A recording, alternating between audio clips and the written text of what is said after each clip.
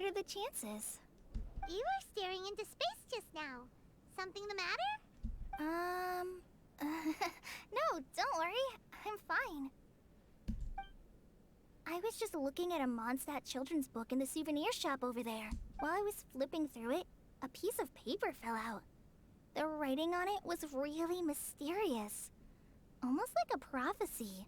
If you can do these things, you may light the lantern of utmost joy and receive a supreme blessing.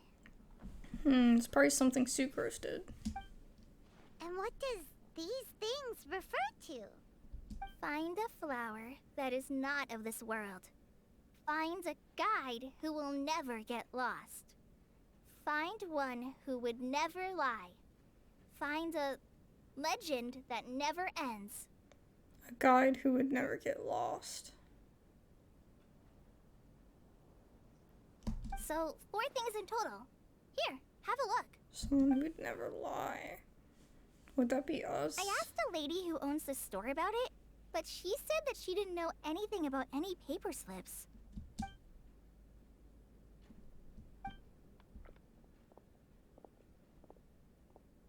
Hi there. Sorry to butt in, but what's the name of that storybook you just mentioned? Oh, it was called The Boar Princess. Oh no. That is strange. I've read that book, and it sounds like that note you found has no relation to the story at all. Do you know her? Let Paimon do the honors. Kale, this is Sucrose, an alchemist with the Knights of Aphonius.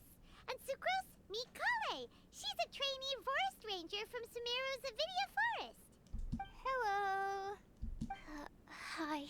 It's gonna be the most awkward introduction ever. Mm-mm. Or at least interaction. They're both so shy. This is getting awkward fast. They're both so shy. So, She said exactly what I Sucrose, said. what are your thoughts on this prophecy? Could it be real? Without having done any research, I couldn't comment definitively. But if you want my subjective opinion, I don't think that it's a nasty prank or anything. Why not? The only people who read children's books are those with a childlike wonder and imagination. Or children, of course. I'm sure that whoever put this prophecy there would understand that. Would they really do this just to spread lies and ruin someone's innocence? I can't imagine anyone being so cruel. That's a great take. I love it. Exactly. Who would want to hurt a child's feelings? Okay, so what do you think the blessing is, Sucrose?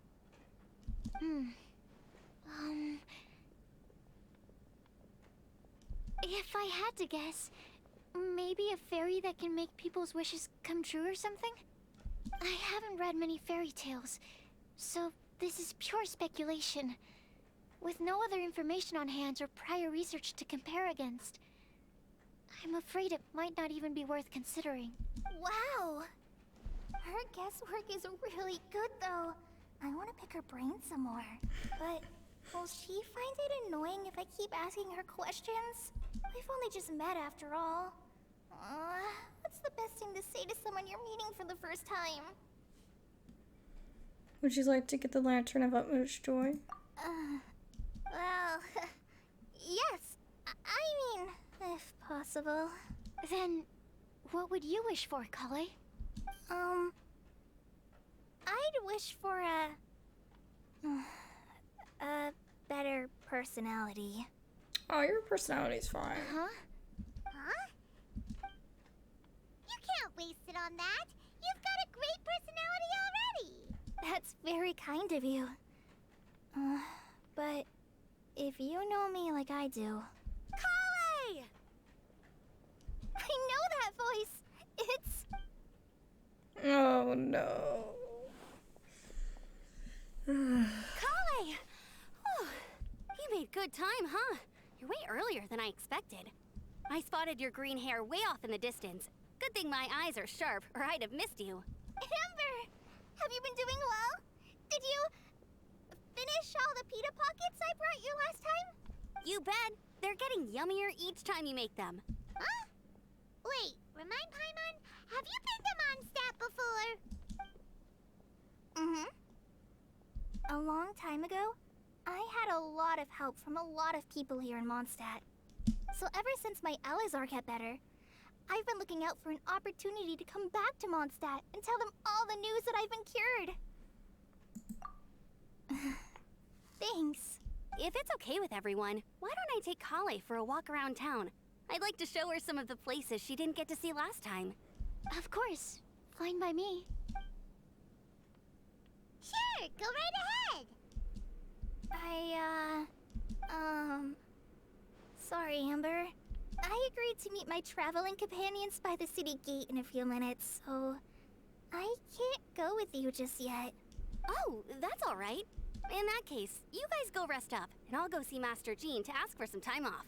Oh, okay. Traveler Sucrose, could you look after Kale for now? I'll come get her later and take her out. There's still a whole bunch of people I need to introduce her to. Sure, no problem. You can count on us. Awesome. See you later then.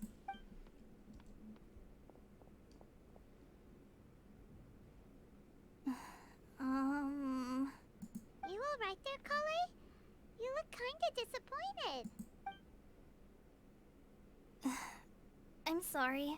I'm just feeling a little shy today. Don't worry about me.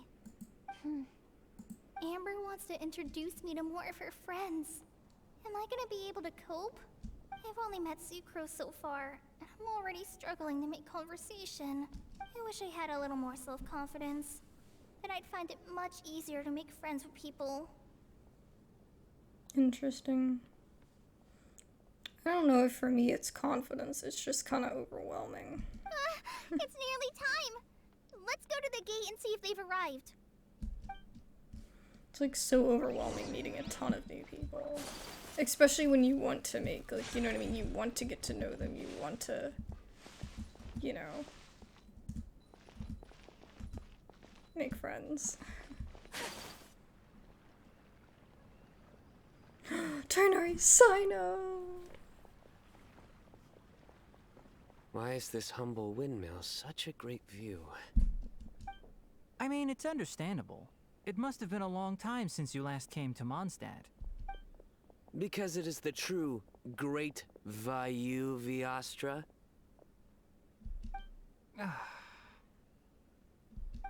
Oh, come on. Don't tell me you don't get it. View, Vayu, and also Mahamatra, Vayu Viastra. Kainari, Cyno, over here! Ooh, am I glad to see you. He didn't get the joke. He didn't, or maybe he didn't like it. And who's this young lady? Master, this is Sucrose, an alchemist with the Knights of Favonius. We just met. Sucrose, this is my teacher Tainari. He's a highly respected forest watcher in Sumeru, and he's also a very famous botanist. Kale's exaggerating. I'm Tainari. Pleased to meet you. So you have a teacher as well. The pleasure is all mine, Tainari, sir. Yep, he's extremely knowledgeable too. And this is General Mahamatra Cyno of the Sumeru Academia. He's really famous in Sumeru as well. Greetings. Though if I might say so, we're purely here for personal reasons. You needn't be unduly concerned with our official positions. And Kale, there's no need to use my full title. Cyno is fine. Or sir. Indeed. Oh, We're not here in an official capacity. Just to keep Kale company on her vacation. Keep me company? But it was you two that insisted on coming. Kale is very important to us. We felt obliged to ensure her safety on the long, treacherous journey to Mondstadt. But I've been here on my own loads of times before. What about your work, though?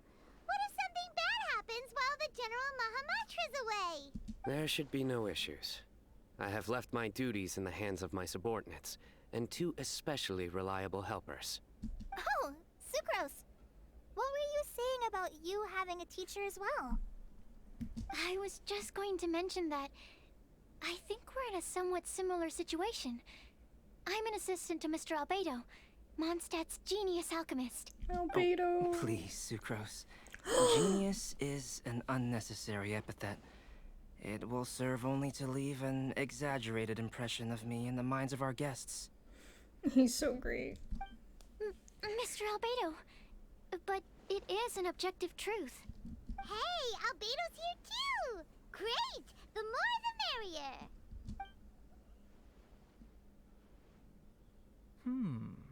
So tell me, Sucrose, since your specialty is bioalchemy, what do you know about the antitoxic properties of the calla lily?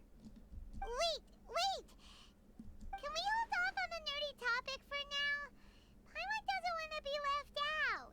Oh, as it happens, I've studied the calla lily in quite some detail before, with it being a species native to Mondstadt. It's native to... Oh, wait. The calla lily. Never mind. I wrote a whole report on my findings. If you're interested, Mr. Tainari, sir, I can go get it for you. We're supposed to be here on vacation, and you're already thinking about how to improve your herbal medicines? Also, I thought we'd agreed to take on new identities for this trip. What new identities? Mine was Adventurer Cyno, skilled desert explorer. Tainari's was technological consultant to the treasure hoarders. And Kale's was traveling musician. Traveling musician. Oh, no. Very much so. I do wish some of the less cautious adventurers in the Avidya forest would consider coming to Mondstadt instead. What Philanimo mushrooms lack in texture, they make up for in not causing vomiting or diarrhea. Are you contemplating using some compounds from the calla lily as active ingredients in a targeted antidote? Yes, I gathered a few on the way here, and my initial research suggests to me that it could be worth a try. Okay, I got it. But as much as I don't wish to be a wet blanket, it takes a huge amount of experimental data to conclusively prove how different drugs interact. Estimating the total development time would be very difficult. Add in the time for procurement and delivery of essential materials, and I'm not sure if we could complete development before you need to return.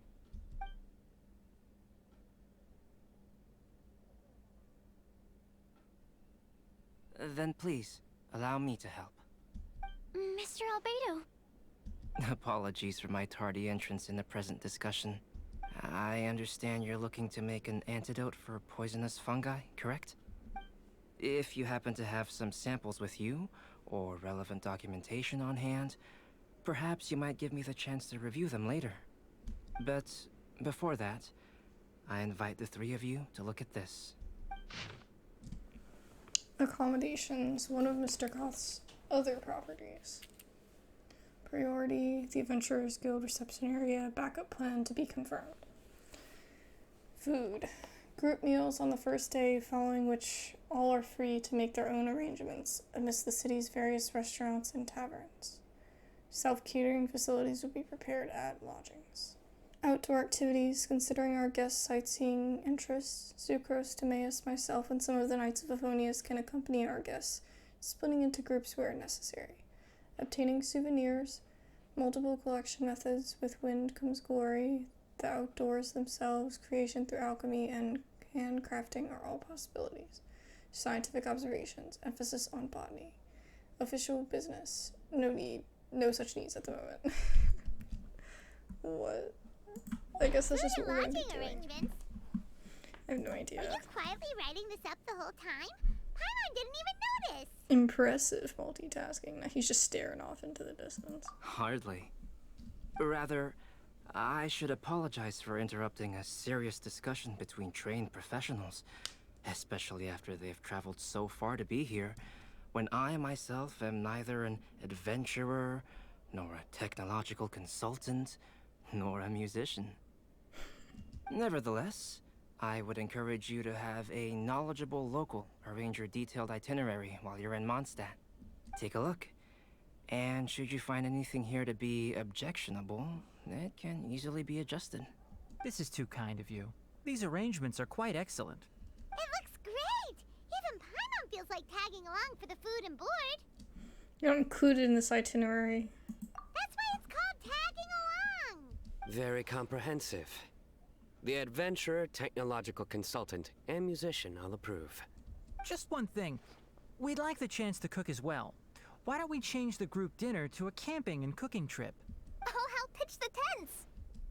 I can help too. And Paimon will take him to Good Hunter to order some starters. Mondstadt's cold cut platter is not to be missed. Great, then it's decided. Sucrose and I will bring the three of you to your inn for a quick rest. You two, let's meet by the lake this evening. Hey, Sarah, can we have a cold cut platter to go? Sure, coming right up. Would you like anything else? Do we, want anything else? Yay! It's sweeter, so Dom. you do remember after all! You're just the best! Paimon will give you the sweet flower from that sweet madame as a Windblume. Oh, it sounds so good. No need to worry about that! Paimon can make room for good food. All right, just a moment. Oh, that was great. If that was a Windblume treat, then Paimon wishes it could be the Windblume Festival every day. Now I'm hungry. Traveling to Mondstadt must be so cool. I just got Cyno today. I'm so excited. I wasn't sure if I'd pull him because I'd been trying for like days, but I finally did. He's so cool. I can't wait. And I actually have him built pretty good because I already had most of the stuff that I wanted to use for his build. Oh wait, it's over there. Snap. Oh, look how nice it is. All right, looks like we're all here. Not at all. We just came early to set everything up, since we happen to be free today. Kale put up the tent so quickly, but still managed to tie very sturdy knots. You can really tell that she's a professional. I didn't do much apart from passing materials around.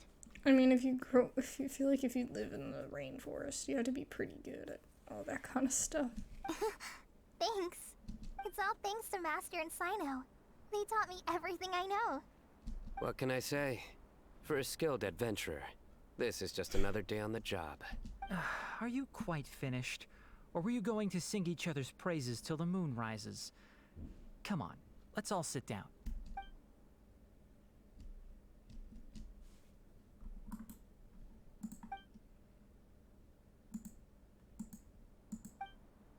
That sunshine sprat was really very good.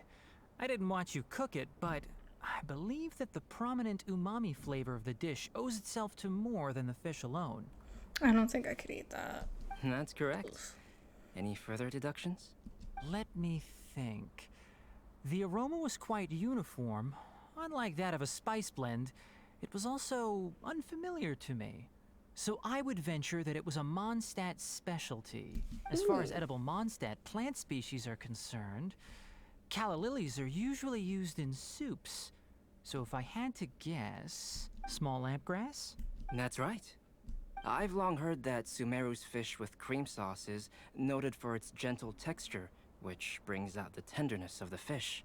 Here in Mondstadt, we're not quite as varied in the use of spices as in Sumeru, but the principle of bringing certain distinct flavors to the forefront through combinations of natural ingredients is very much the same. I liked it a lot. I'm curious as to the exact ratio of ingredients. I'll write a copy of the recipe for you. Would anyone like to try the nutrient-dense meal I made? I'll have some. What about you, Kale? It doesn't look like you've eaten very much. Is your appetite low at the moment? No. I just don't eat a lot normally. Fair. I'm one of those people that never finishes their food. Like, I go out to eat somewhere, or someone else gives me food, and I always have leftovers.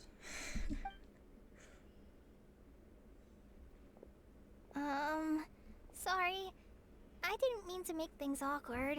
Tainari, while we were on the road, we spotted something white, walking on two legs. Was that Paimon? What? Which day was this? Just after passing through Stonegate. Cyno, are you sure your eyes were working that day? Or maybe your hood was blocking your vision? Paimon always flies. There's no way she'd ever walk. Then what Is was on that the right? road? I thought that you'd made me snacked on too many local ground nuts.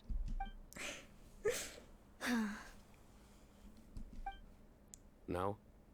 Not funny? Ground, you know. As in ground up, but also the ground. Ground nuts make you fall to the ground.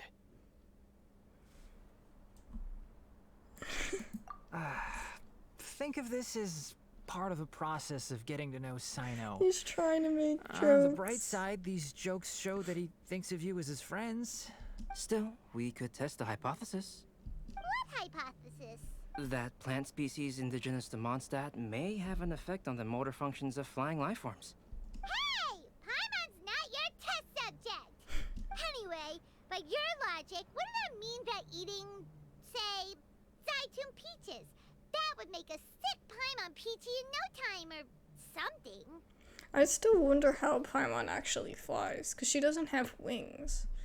You know what I mean? All she has is her cape, and I mean, I don't think that's really, like, you know, unless that is a wing, but I don't think it is. I think it's just a cape. I don't know. Maybe we'll learn about Paimon. Or that eating enough lavender melons would have, no effect. Hey! Not you two! I think the Traveler and Paimon's conversations are more entertaining than Cyno's jokes. Ah, I see. You must have been keeping quiet about this grievance for quite some time now. You seem much cheerier now that you're here in Mondstadt, Cyno. Actually, feels like you're a completely different person. That's because I'm Cyno the Adventurer. It's not funny. It's not? It is funny. In fairness, you only saw him in his work mode while you were in Sumeru. He's actually like this most of the time when he's in a good mood. Yep, it's true. Sometimes when he's eating, he'll grumble about how the bowl is too shallow for the amount of food it contains and other random stuff like that. I understand. Then allow me to reintroduce myself. Before, you knew me as General Mahamatra Cyno. Now, please see me as Cyno the Adventurer. Yeah, so that's another thing he does. He'll keep repeating something he thinks is funny until you stop trying to resist. So you have Very two dry different mental sense of states? humor. Almost like different phases of matter. Interesting. I want to learn to do that too. I think in your case, the two states we would end up with would be highly conscientious sucrose and stupefied sucrose. Oh, by the way, was there any reason in particular that you chose Mondstadt as your destination on this occasion? Oh, well, Lisa once told me that the Windblume Festival is one of Mondstadt's biggest events of the year. I wanted to take this opportunity to give everyone a Windblume, as a token of my heartfelt gratitude for everything they've done to look after me. Plus, it was a good chance for Kale to get out and meet some new people. Kale Lily. What? Kale's Windblume. Maybe she should call it a Kale Lily. It sounds very Mondstadt. There's also cauliflower, which would technically make more sense. But somehow, it doesn't sound as nice.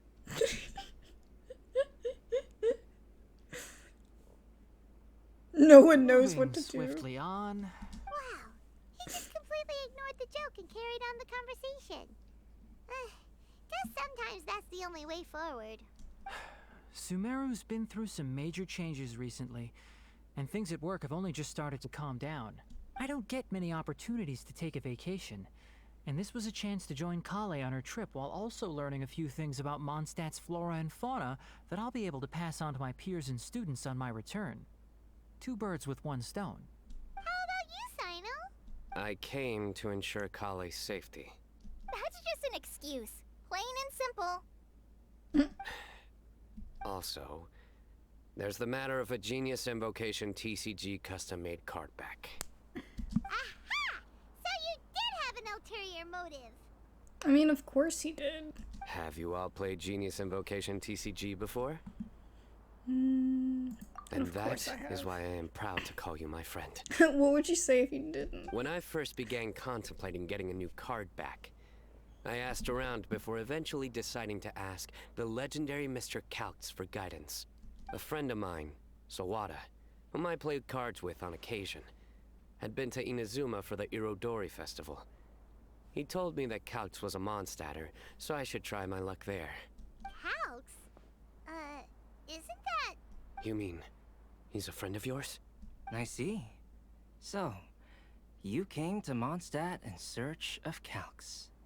His eyebrows. No, that is inaccurate. I came here principally to protect Kale.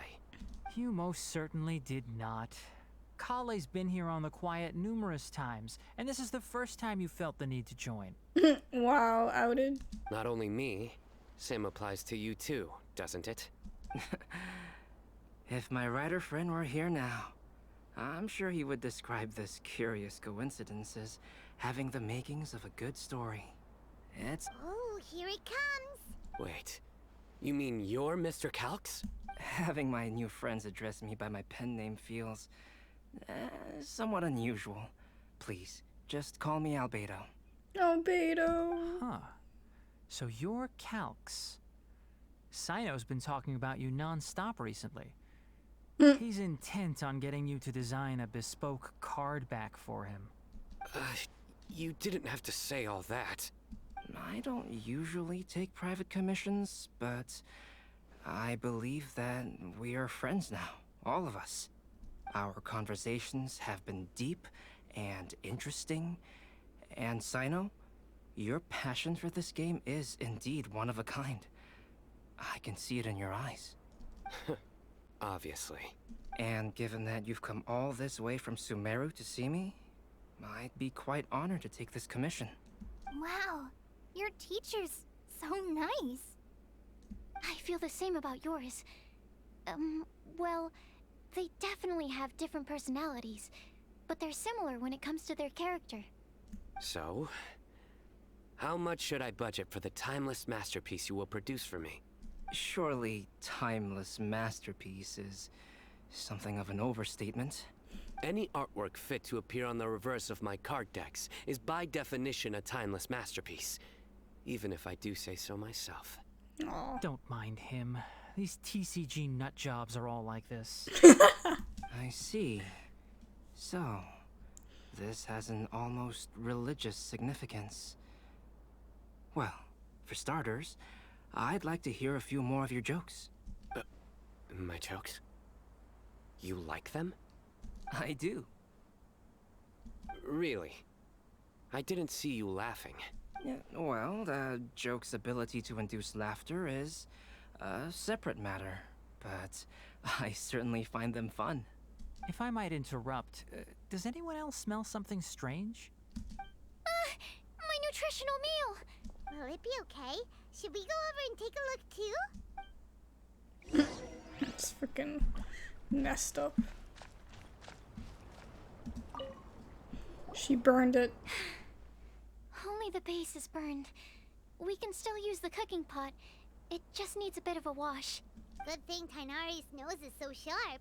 Has he been in this kind of situation a lot before? Don't let it get you down, Sucrose. I know, it's just... I'm sorry to disappoint Cyno. I guess we'll have to do this again another day. Oh, yes. I'm not sure if you've noticed. Kale seems a little... depressed. I noticed she was in a low mood when everyone was talking. Is she? Remember that note she received? I was just thinking. I want to try solving this riddle and giving Kale the chance to accept the blessing. Oh, yeah! She's the one who needs your help. Exactly. Maybe she'll be willing to breathe into my test tube. But anyway, that can wait. That's so weird to say. As much as I'd like to Out make of progress in my context. research, I'd prefer to see her smile. That's so cute. All right, we'll help out too. You will? Then tell me, honestly, do you think that this prophecy is for real too? I know how I can find out. Uh-huh. Right. I'll be right back. Alright, let's meet at the alchemy crafting bench in the city. I've got some thinking to do in the meantime. Alrighty. We're back. Oh, what a shame. You just missed a joke about windmills. Stop, please. I don't need to hear it a 5th time. His existence with Cyno is just horrible. That bad, huh? Well, now Paimon really wants to hear it for some reason. Didn't you say you want to see the Dragon of the East at some point? When are you going? Tomorrow morning. And you? What are your plans? I'll go into the mountains to have a stroll and collect a few plants as samples. Of course it has to do with plants. I can totally see, Cyno wanting to see the dragon, though. That's what I would want to do, too. Like, freaking a mountain over a dragon? Like, I don't know, man. Well, perhaps I could join you? I'll be looking for inspiration for these card back illustrations. Found you! I knew I was onto You, something as soon as I saw the fire. I love you. Wow, you have really sharp eyes. That's an outrider for you. Uh-oh. Did we break the fire safety rules or something? Actually, you didn't. Strictly speaking, you should have reported your plans first. But since 2 of our very own alchemists are here, I'm happy to look the other way. Ah, yes, introductions. I'm Amber, and this is the Reconnaissance Company Captain Eula, a good friend of mine. Good evening. You are friends of Kale, yes? A pleasure to meet you. Vengeance will be mine. Oh, Amber and Eula. The pleasure is ours. I've heard a lot about both of you from Kale. Oh, really? All positive, I hope. You asked that last time, too. Of course it was positive. I'd say. We hear the latest news about you every time you write to Kale. Glad to know we've made a good impression so far. Anyway, we're just here to collect Kale, so don't let us interrupt your chat. Come on, Kale. We're gonna take you to check out a few scenic spots. Okay, great. Still as high energy as always. You know Amber? Yes, we've met. She's Kale's most important friend. And for that, we are also very grateful to her. That's Amber for you. Her outgoing personality means she can make friends with just about anybody. It's getting late, and we still have a lot lined up tomorrow. I suggest we all head back and get some rest. That's probably a good idea. All right, I'll start packing up. You're gonna get the tone-deaf bard to check out that note, aren't you? Indeed. Guess Paimon knows you pretty well, huh? Knowing him. We're gonna get to see He's gonna be hitting the Venti. taverns around this time. We can go corner him and make him answer our questions. Let's move. Venti. Outside? No! Leave me alone! No.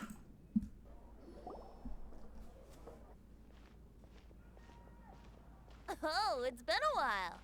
Hey, Venti. Paimon called it. Tone-deaf bard drinking as usual. Put your drink down and get your game face on. We've got some important questions for you, mister. Okay. So, what do you make of it? Any thoughts? Aren't you forgetting something? It's the Windblume Festival right now. You can't just go around asking people for help so blatantly. Well, if you won't tell us the answer, could you at least tell us if this thing's worth a shot? Sounds to me like you want a hint or two. And a blessing or two to boot. A fine answer. The person who wrote this prophecy is very powerful. If you manage to solve the riddle, good things are sure to happen. He probably wrote it. Also, I happen to know where this lantern is. Once you've found the 4 things, I'll even write the location down for you. Isn't that generous of me? Whatever. We weren't expecting much from you anyway. You can get back to guzzling drinking wine and blowing wind now. Oh, woe is me. Paimon sees me as nothing more than a drunken wastrel. There are actually a great many things that we bards are required to do. It just happens that enjoying life is the most important one. Once this is over, would you like to join me for a drink? You don't have to drink to have fun, though. You know, a favor for a favor.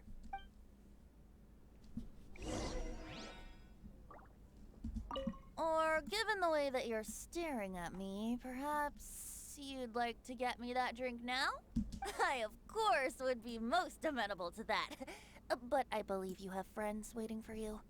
Don't worry, there'll be plenty of time during the festival. A flower that is not of this world. Not of this world. Sucrose! We've got some good news and some bad news. Which would you like to hear first? Let's have the bad news first, I guess. Huh? Really? Don't most people usually want to hear the good stuff first? I always thought it didn't matter. Oh, alright then. Basically, we went to Windrise to divine the breeze. The wind said that the prophecy is real and that your idea is a really good one. That doesn't sound like bad news. So what's the real bad news then? Paimon ate the bad news! Blame Cyno. If it's not funny, then it's his fault. It's fine. Well, that puts my mind at rest. Now, back to the other issue I've been mulling over. I was thinking about the flower that is not of this world. It could mean a human-cultivated variety that doesn't occur in nature. But that's basically claiming that it doesn't come from this world in the first place, when actually it's just a variant of an existing breed. So, the initial question is, can the flower's origins be traced back to a natural organism? If so, it cannot be correctly described as not of this world. But then, supposing we identified something outside of that category, whose job would it be to decide whether it belongs in this world or not?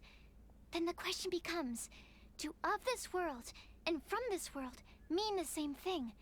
Or is it deeper than that? She going too far. Whoa, slow down! Paimon's head is already starting to spin. Okay, I did have one other line of thought as well. What about a flower created using alchemy? Would that be not of this world? Albedo did make something like that once. Albedo may know the answer, but asking him right away would be like asking the teacher for the answers to your exam paper. Yep. It would render our search for the truth meaningless. I'd rather try and figure this out for myself. Could it be the Windblume? Oh, now that you mention it, that's definitely a possibility. The Windblume doesn't refer to a specific flower.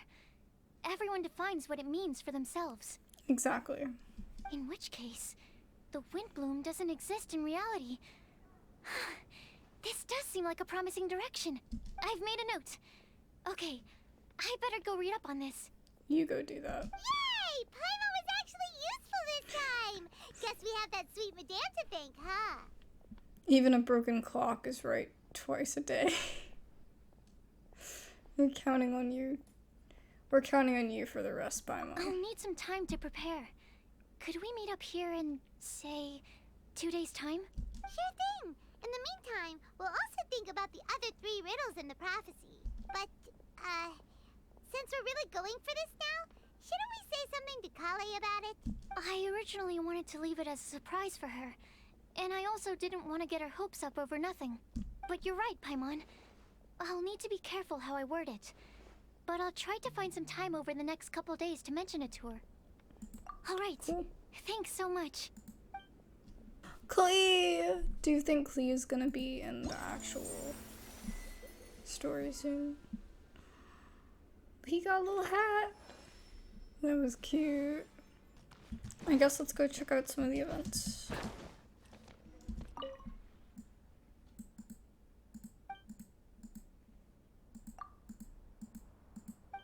They've had many playtesters.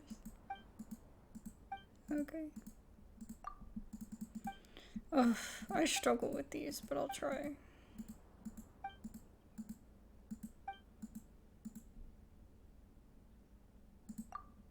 The liar, definitely.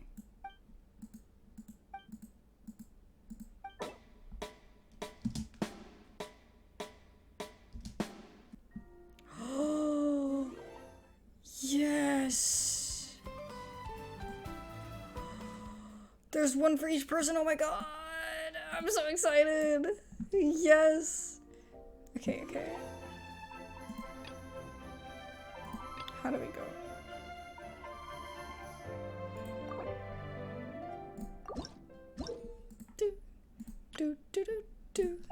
Do. Yes, I know. Let's do it. Oh no, I gotta have this hand too. Oh god. This is terrifying.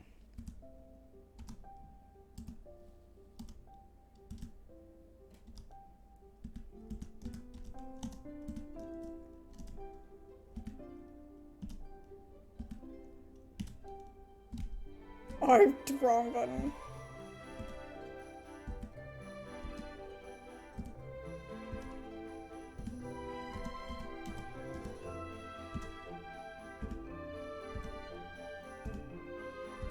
This is so hard.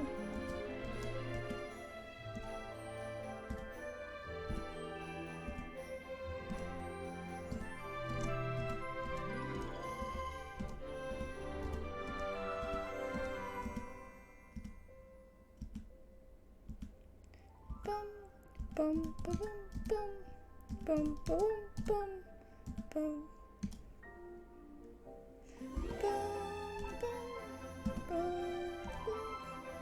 We know this song.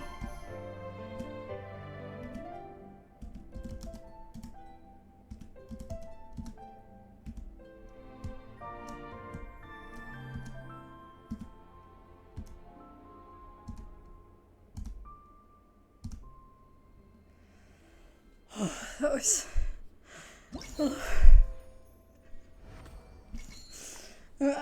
I mean, I'm not even acting though, like that was not... Ugh, my brain. I found a way to edit it.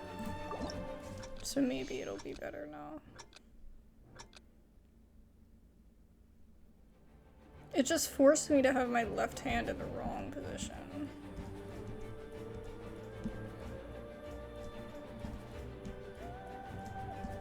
Oh, I didn't hold it.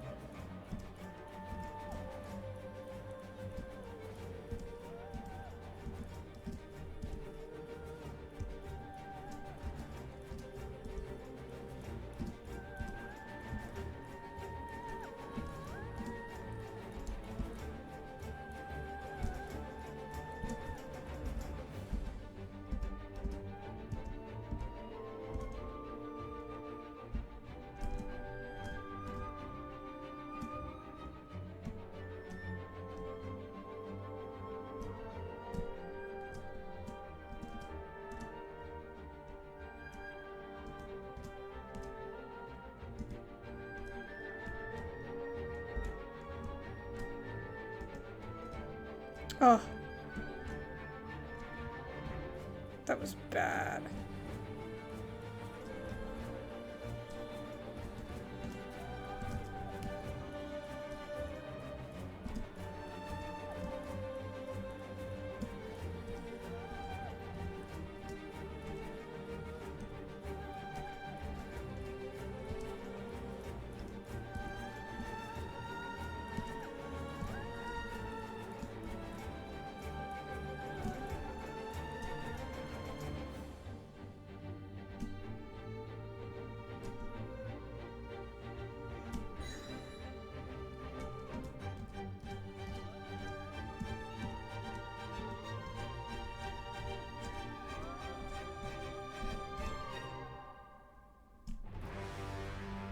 Got it, got it, got it. Oh my goodness. If you miss that, you miss so much.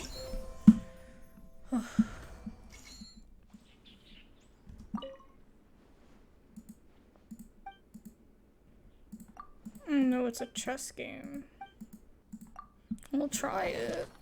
The little slime is so cute.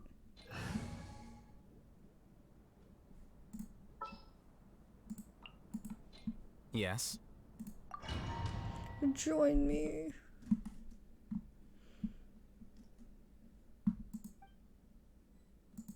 So we have to avoid the slime balloon. Oh, it's prepping.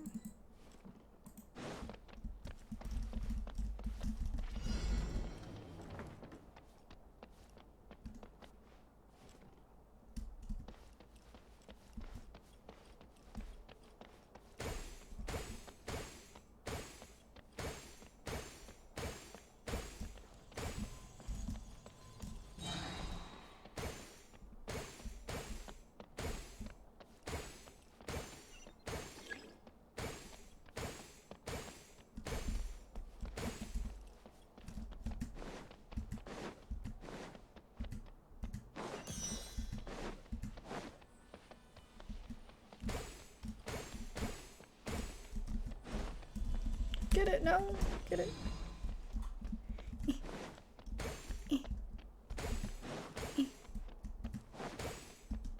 Oh no.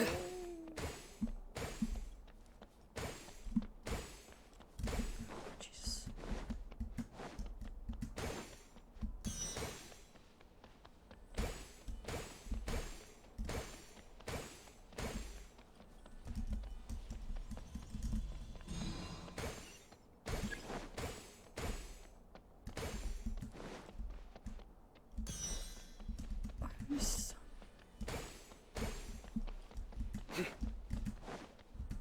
I have to get them all right. No. It'll send me back to the start. I'm heading back to the start. Oh no. Okay.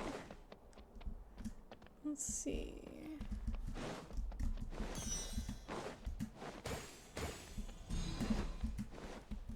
Get out of here. Okay. Boom, boom, boom. What is that? Oh god, oh god, oh god, oh god, oh god.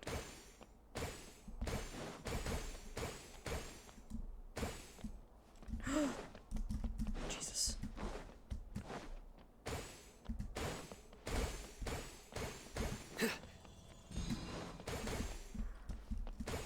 Hi, y'all. Why are you going around the circle?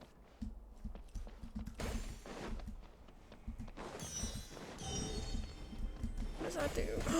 Jeez, no, no, no! No!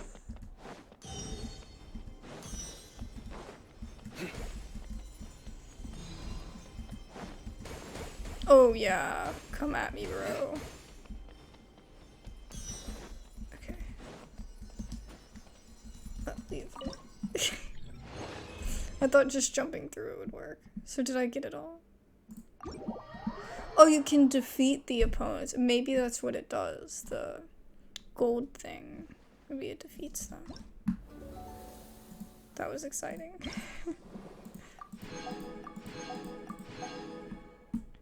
I got all of them.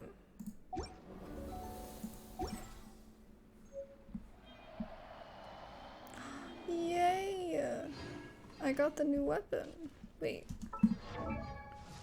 Let me see it. Who is Claymore?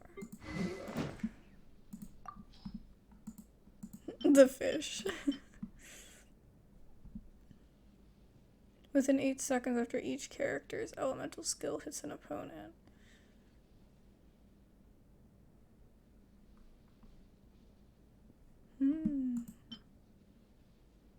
This one's just so good. I just can't be bothered. It'll get better though. I see you're fine that. It'll get better. I think that's about all I can take of that one. That's insane. That's too much for me.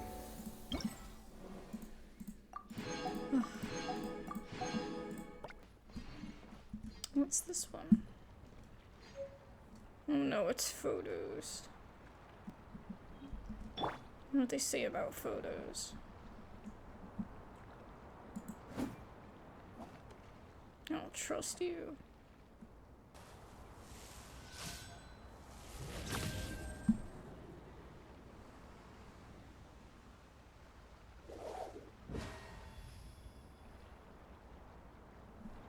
Any of that impress you? Fazbin? Fosbin? Fabian?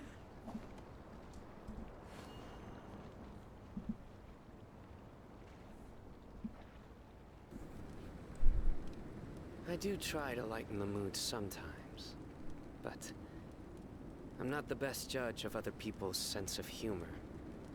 Sucrose, we're here! Oh, Traveler, Paimon. I only just arrived myself, so I'm still getting ready. Ah, and Kale just passed by a moment ago. She said she had some things to sort out at the inn where she's staying, but she'll meet up with us when... Apparently, Tighnari and Cyno both went out, but she stayed behind because she wanted to help us. Not too bad. After reviewing it again with fresh eyes, I came up with a new theory which seems to hold some water. I'll attempt to explain it as simply as I can. I believe that each of the 4 things in the prophecy refers to a different field of knowledge. So, in a way, the prophecy is a test of the reader's intelligence. But it's unlikely for any one person to have expertise in all these different areas. So I suggest that we seek out one expert from each and get their opinion. Also, in 2 out of the 4 areas, the prophecy seems to want us to find specific people. It may even turn out that the people themselves are the answers. So it sounds like we should put our heads together and list out the people who can help us. Exactly. I think we can go through each riddle in turn and generate 4 groups of names to match the 4 questions. Alright, then let's start from group 1. The first riddle was, a flower that is not of this world. And we've assumed that that's Windblume. Personally, I would still go with Albedo for this one. Alchemy is the most likely to have to do with otherworldly things, and he is by far the leading expert in this regard. Exactly! You're the creator of the tetratanic sweet flower. Who knows? Maybe that's the flower we're looking for. Huh? You really think so? Oh, but what about Tighnari? He's a forest watcher and knows all about plants. If it's a flower we're looking for, maybe he's the man for the job. All right. I'll add him to the list as well. On to group 2. This subject is a guide who will never get lost. That's kind of abstract. Does it just mean someone who never loses their way? Wait, but they have to be able to guide others too. So it's not quite as simple as that. Perhaps an astrologer. Mona? Oh, you mean Mona? Yeah, she definitely count. Mona. Yes, she certainly seems very confident. And she can use her astrology to guide people. Would Bennett count? Why? Well, his luck's so bad that as long as you go in the opposite direction from him, you'll always be going the right way, right? I see. I suppose I can't argue with that logic. Add him to the list. Finding everyone won't take long, so one extra person won't hurt. I know. Would Outrider Amber be a valid candidate for this category as well? Yeah, she would! She's got a great sense of direction after all. As a matter of fact, when the Traveler and Paimon first came to Mondstadt, she was actually the one who gave us directions.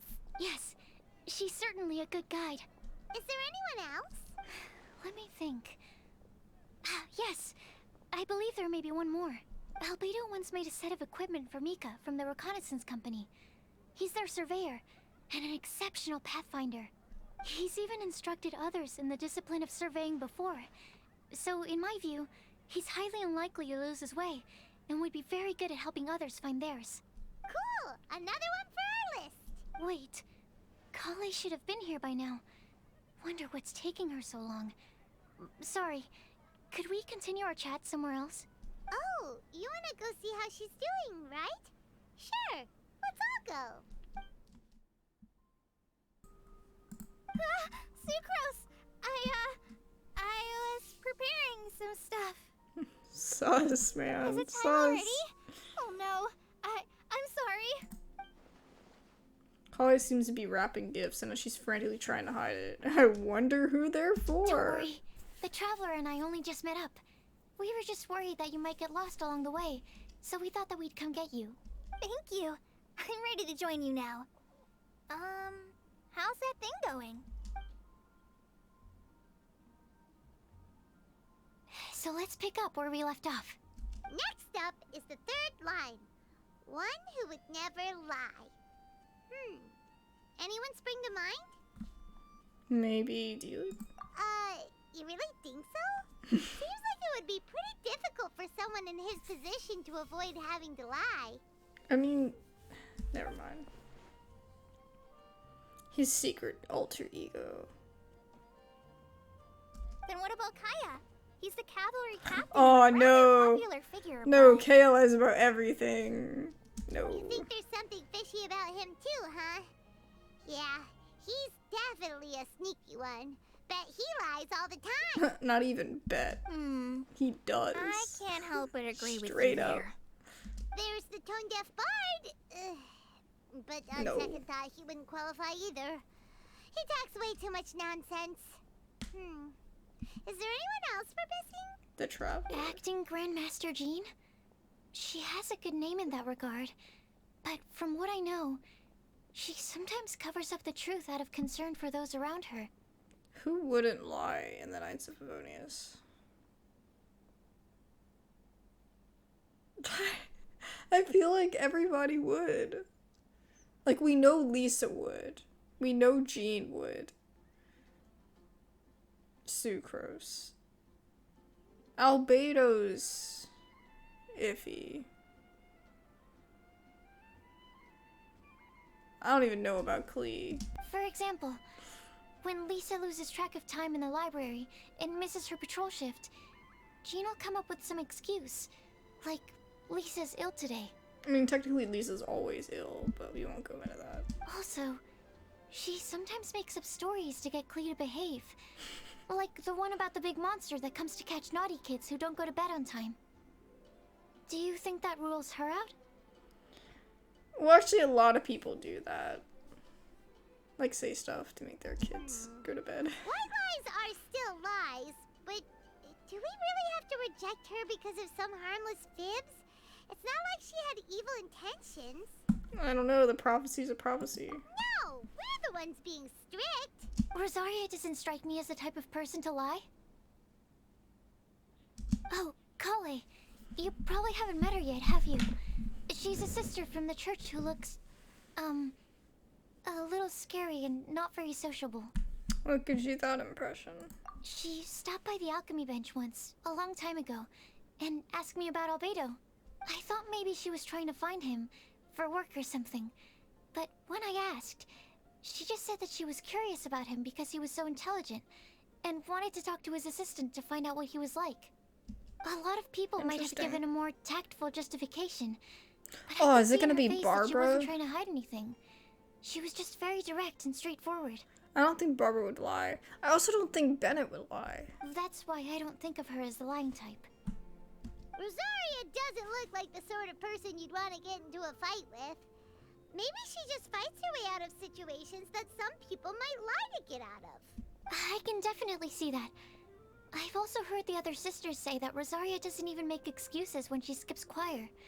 She just doesn't show up. She's a tough cookie, huh? Let's put her name down. In that case, I think Cyno fits in this list too. True. Lying's probably more trouble than it's worth for someone like him. Kinda like with Rosaria. Fair, Oh, it's those and pole Lana arm also people. nominates Razor. Bet he couldn't lie to save his life. I've also got someone else in mind. Noelle, the trainee knight. She's a very honest person. I don't think she'd tell a lie. Alrighty, write her name down too. Wait, there's one more person. You know, our long-standing staffer at the alchemy bench. Oh, Timaeus? Huh? You mean Timaeus? Yes, him. Truth be told, he's been love-struck recently. Oh, Lord. He swore that he wouldn't Here say we a go. dishonest word or slack off until he succeeds in getting the woman he loves. Oh, Timaeus God. has a crush? Yes, that's right. It's like an Ed Sheeran song. Well, who is it? Do you know her? I've never met her. All I know is that she's from Liyue. Timaeus says that she's fun, has a great personality, and is very, very good looking. All great qualities, but that says nothing about her identity. Since we're on the topic, Yeah, true. helping Timaeus win the lady of his dreams was also one of my goals for this Windblume festival. But how can we help with that?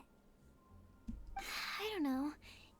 Make sure he uses nice paper and a fancy envelope when he sends letters to her. Help him pick a nice gift and wrap it properly. That sort of thing. Yeah. I had the same situation once in the Avidia Forest. I helped another forest ranger out by delivering a love letter to the coworker she likes. Yep, that sort of thing exactly. Oh, also, I helped him with some of the groundwork for one of his research projects. He must have appreciated it, because he gave me a refrigeration device that he's been developing as a thank you gift. Is it any good? I mean, it looks nice. Sounds like a no. Alright, guess we'll put Loverboy down on the list then. Oh my god. Okay, so it's gonna be last him. of all, we have a legend that never ends. Anyone come to mind for this particular line? Lisa, perhaps? A librarian understands books best, and aren't most legends written down somewhere? Not necessarily. When I think about legends, fairy tales and picture books come to mind. Maybe Kale. She read a lot of fairy tales when Tainari was teaching her to read. Oh, do I count? Of course you do. I'll put you on the list. Just put everybody on the list. I prefer to read things like an illustrated analysis of alchemical substances and their uses, the fascinating principles of crafting, and hypotheses of life. Point taken. Paimon didn't quite understand any of those. Klee might be a good choice. Her mother, Alice, is a renowned traveling author, so I'll bet she's been exposed to What all has sorts of Alice myths and not legends. done? Alright then, Klee makes the short list. Well, I'm so curious that should about just Alice. about do it. Next up, we should go and ask the people on the list about the prophecy. Do we have to ask absolutely everyone on the list? It seems like a lot of people. It is. So, I was thinking that perhaps we should split up. That might make our search more effective. Okie dokie. Also, I've thought of a method of gathering feedback. No problem. We can do that. You and the Traveler are practically joined at the hip, so you two can go together. I'll pair up with Kale. Capable Kale and sensible Sucrose. Sounds like a winning combination. Okay, I promise I'll help. Capable Kale. Yeah, I got this. Rest assured that the unbeatable Traveler and Paimon will do our part too. Off we go. But if things get awkward, they're like not gonna know what to do. Like, they're both so I plan on shy. starting from the person with the most defined stronghold. So let's go to the library. Lisa should be there. Stronghold. That's an, interesting word to use. Maybe den? No, that's even worse. How about layer? Ooh, Animo test 6308. oh, that was my first reaction. Here we are. Lisa's lair. Oh no. Slamming the door behind us as we speak. Now Sucrose is using it. It's all my fault. Lisa, might I ask if... Huh? She's gone. She's sick today. Oh! Albedo! Cyno, Tainari. They look very Sucrose. good together. Kale, what are you doing here? They look like it could just be a, you know, monthly thing. I can Them only hanging out. sucrose that they were Kale-ing on someone. At least that's as far as Cyno.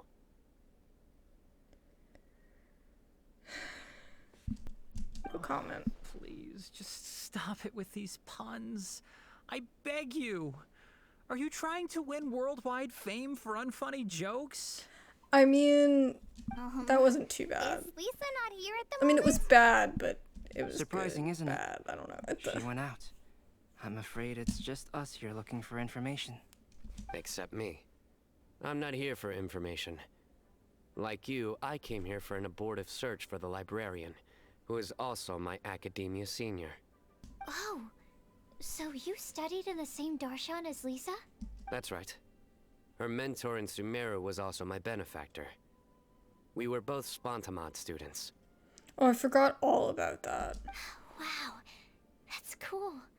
But wait, we're getting sidetracked. We came here to look for some information. Kale and I are investigating a prophecy, and we were hoping you all might be able to help. Wait. I think I actually forgot about the skin, too. Oh? What sort of prophecy? Oh well.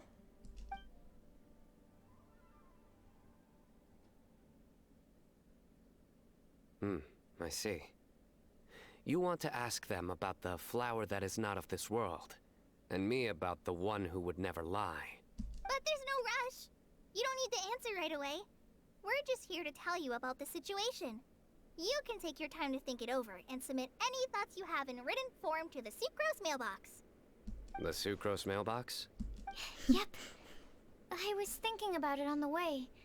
And although they seem like trick questions, there's a lot to mull over once you get down to the details. A quick answer off the top of your head might not go into enough depth. So, I decided to place a mailbox next to the alchemy crafting table. Everyone can submit their written answers there when they're ready. We don't have to call it the Sucrose mailbox, though. It could just as well be called the Sucrose and Kale mailbox. Or even the Sucrose, Kale, Traveler, and Paimon mailbox.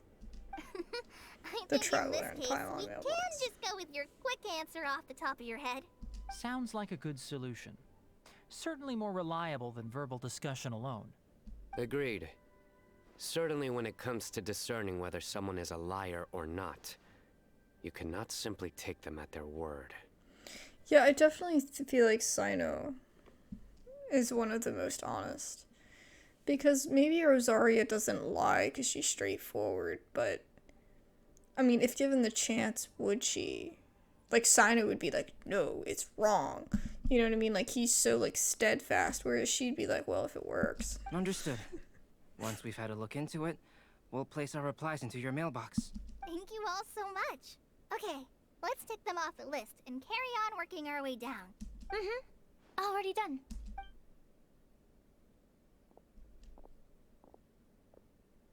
I'm pleasantly surprised to see those two introverts getting along so well.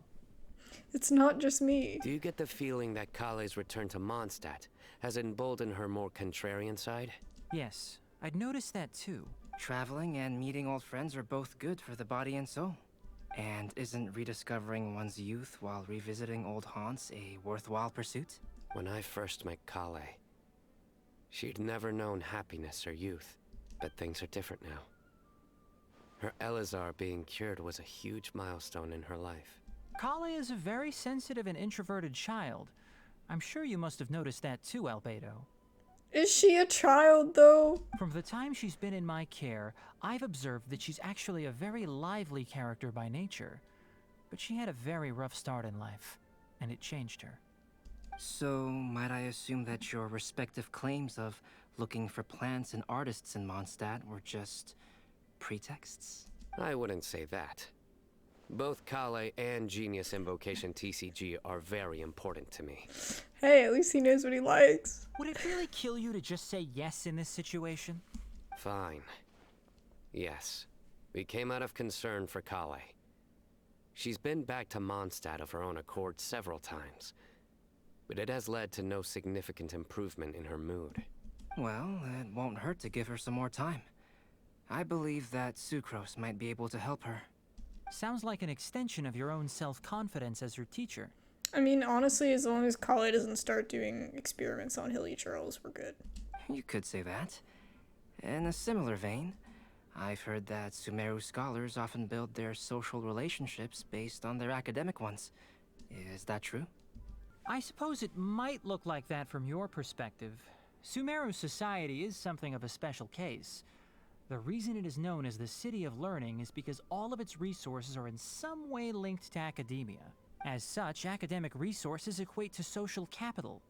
It is not unheard of, for example, for people to build a family in order to pursue further studies. Oh my god.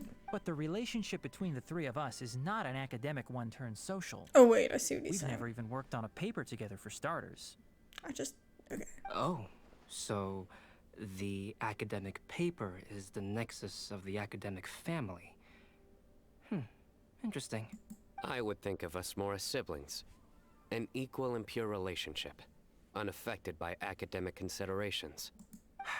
As much as I'd prefer not to admit it, that statement is not inaccurate. I can understand that position. I have a younger sister myself, and it's only natural for me to be protective of her. What you describe fits the idea of a city of learning, as I imagine it. The family is where all social relationships intersect. As such, a family founded on common goals may actually be more stable. By the way, who's the eldest between you? Let's not go down this rabbit hole, please. In terms of age, I'm the eldest, of course. He just doesn't want to admit it.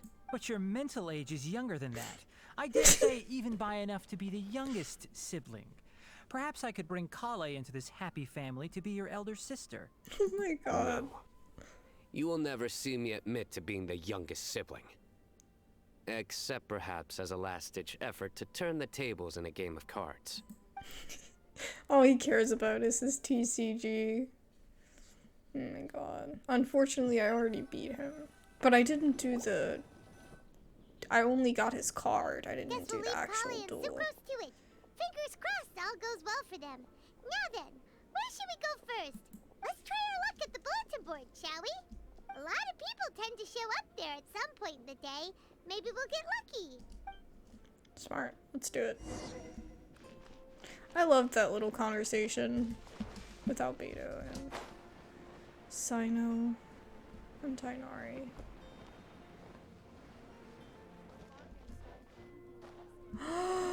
Razor! Ooh, I see the new character. Just as we hoped. Mika. There's a load of people here. But I saw Razor first. Huh? Even Lisa's here. I absolutely adore Razor. Hey there, Traveler and Paimon. It's been a while. How have you been? Hey, Bennett. We've been doing pretty well.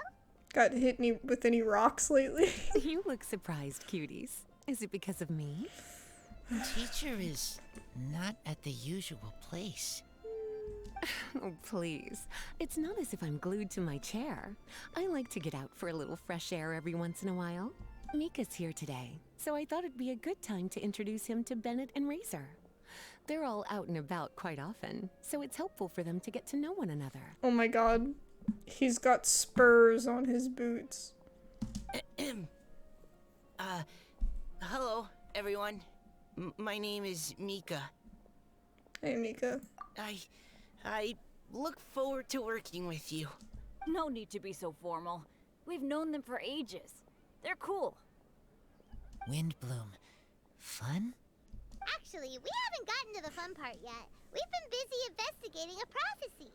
Actually, we did. We already did, like, all of the stuff that we can. I think I bought out the whole store. A prophecy?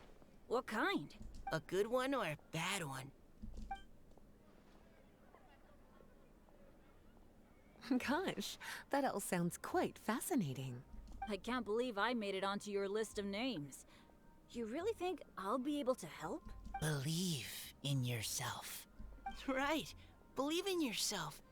You're a first-rate adventurer, Bennett. Okay, then in that case, I'll step up and present my thoughts on the matter. Except I forgot I'm not really good at organizing my thoughts. Oops. Oh, there's no need to tell us all of your thoughts right here and now.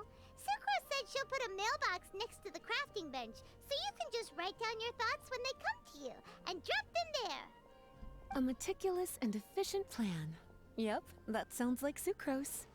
I will think also. Give me some time. You still have other people on your list that you need to go see, right? We should leave you to it. Don't worry about us. We'll drop off our letters at the mailbox as soon as we're done. Okay, bye for now. Let's head over to Star Snatch Cliff next. Maybe we'll be able to find some people there. And even if we don't find any familiar faces, you can see really far from up at the top. Maybe we can find people that way. Oh, you're working so hard. Do be sure to get some rest when you can. If you get tired, you know you're always welcome to visit me for a break and a cup of tea. Thanks, but I can make my own tea, so. Yes. This is exciting. Where to next? Let me check my notes. Huh, this way. We're running into literally everyone. Got It's it. making my heart happy. Kale, please follow me. Now, who would be up here? Maybe Rosaria? She's always slacking off. And Klee's gotta be somewhere too, right? Freaking making forest fires and stuff. Amber, Eula, Noelle, Klee! Klee can help. Oh, it's our lucky day. There are several people over there. Amber? Wow, and Eula's with her too.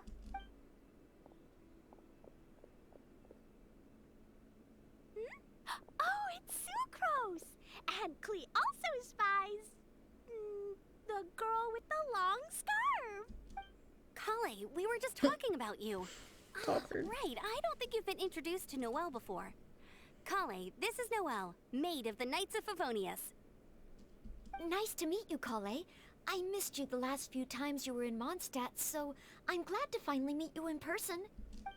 Oh, nice to meet you too, Noelle. My name is Kale. But you already knew that. Relax, you two. There's no need to be so courteous. We're not on some kind of diplomatic mission here. Klee, what are you doing here? Are you planning to blast some fish? Nope. Klee's on patrol with the other knights. Huh. Now that you mention it, it looks like everyone here is a Knight of Favonius except for Kale and me. I'd heard that there was a very young knight in the ranks, but it's still a surprise to see with my own eyes. Kale, what do you do? I'm a trainee forest ranger in the Avidia Forest. And Klee, what do you do? Start forest fires. Trainee? It means I'm not officially a fully qualified forest watcher yet. I'm still learning. Oh, you're just like me. I'm still working towards becoming a fully qualified knight. Technically, though the distinction is hardly relevant right now. This isn't a very formal patrol. We're just chatting. Don't panic, Kale. Just pick a topic and join the conversation. Don't panic. Whatever you do, don't panic. It's just Amber and her friends. There's no need to be nervous. It's me 24/7. Let me guess. Were you chatting about the new guests in town? Yep, a few folks from Sumeru have come to visit, so we're brainstorming a few nice surprises for them. I feel like Sucrose is thinking the same thing. Like, just keep it together. Amber! Sorry, at least I didn't say anything about what the surprises are. Oh no. How am I supposed to join this conversation now? What do I say to that? Speaking of nice surprises, we've actually had a fairly big one recently. What kind of surprise? Tell me, tell me! I'm saved. Secros has given me a lead-in. Now, I just need to follow on from what she's already started talking about. What an interesting prophecy. I have no idea what the answers could be, though. So essentially, you're gathering information to help you solve the riddles, correct? I'll do my best to help. Thank you so much, Eula. Anytime. There's no need to answer right away. We'll put a mailbox next to the crafting bench for people to drop us a note once they've thought of something. I'll drop something in there for sure. Nice idea. I think we can all commit to writing a note. We'll see what we can come up with. Yep, don't worry, you can count on us. But we do have to finish our patrol first. What route are you taking today?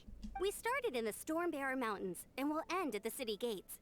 You'd be very welcome to join us, but it sounds like you're pretty busy with all this. No. There's always next time. We'll join up with you after we're done working through this prophecy.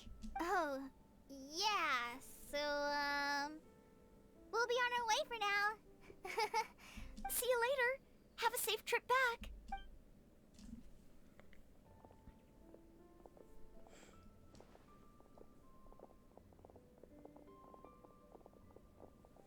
Eula's so cool. Are you okay, Kale?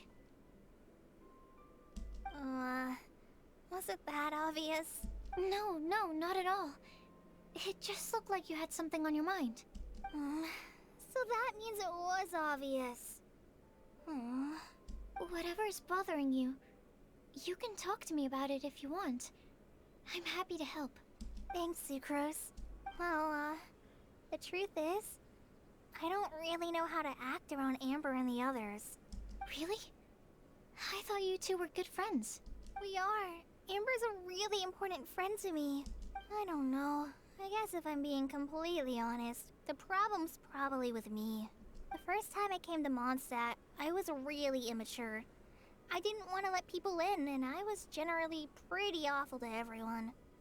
Amber was the one person who didn't give up on me, and if it wasn't for her persistence, I wouldn't have found a friend at all. Without Amber, I might not even be here today. And because of that, I really look up to her. I think of her as my role model, and hoped that maybe one day, I could learn to be like her. But after trying and failing for several years, I think I finally realized. I'm no Amber, and I never will be. But you can be yourself. Looking back, it seems silly that I ever thought like that. We're nothing alike at all. My personality's so... weird. I always get so anxious and I overthink everything. That's okay. Aw, Kale, don't say that. It's okay. There's lots of people like that. It's not just you. Sucrose? Would it be okay if I told you a bit about my past? I have to click to continue. Ugh.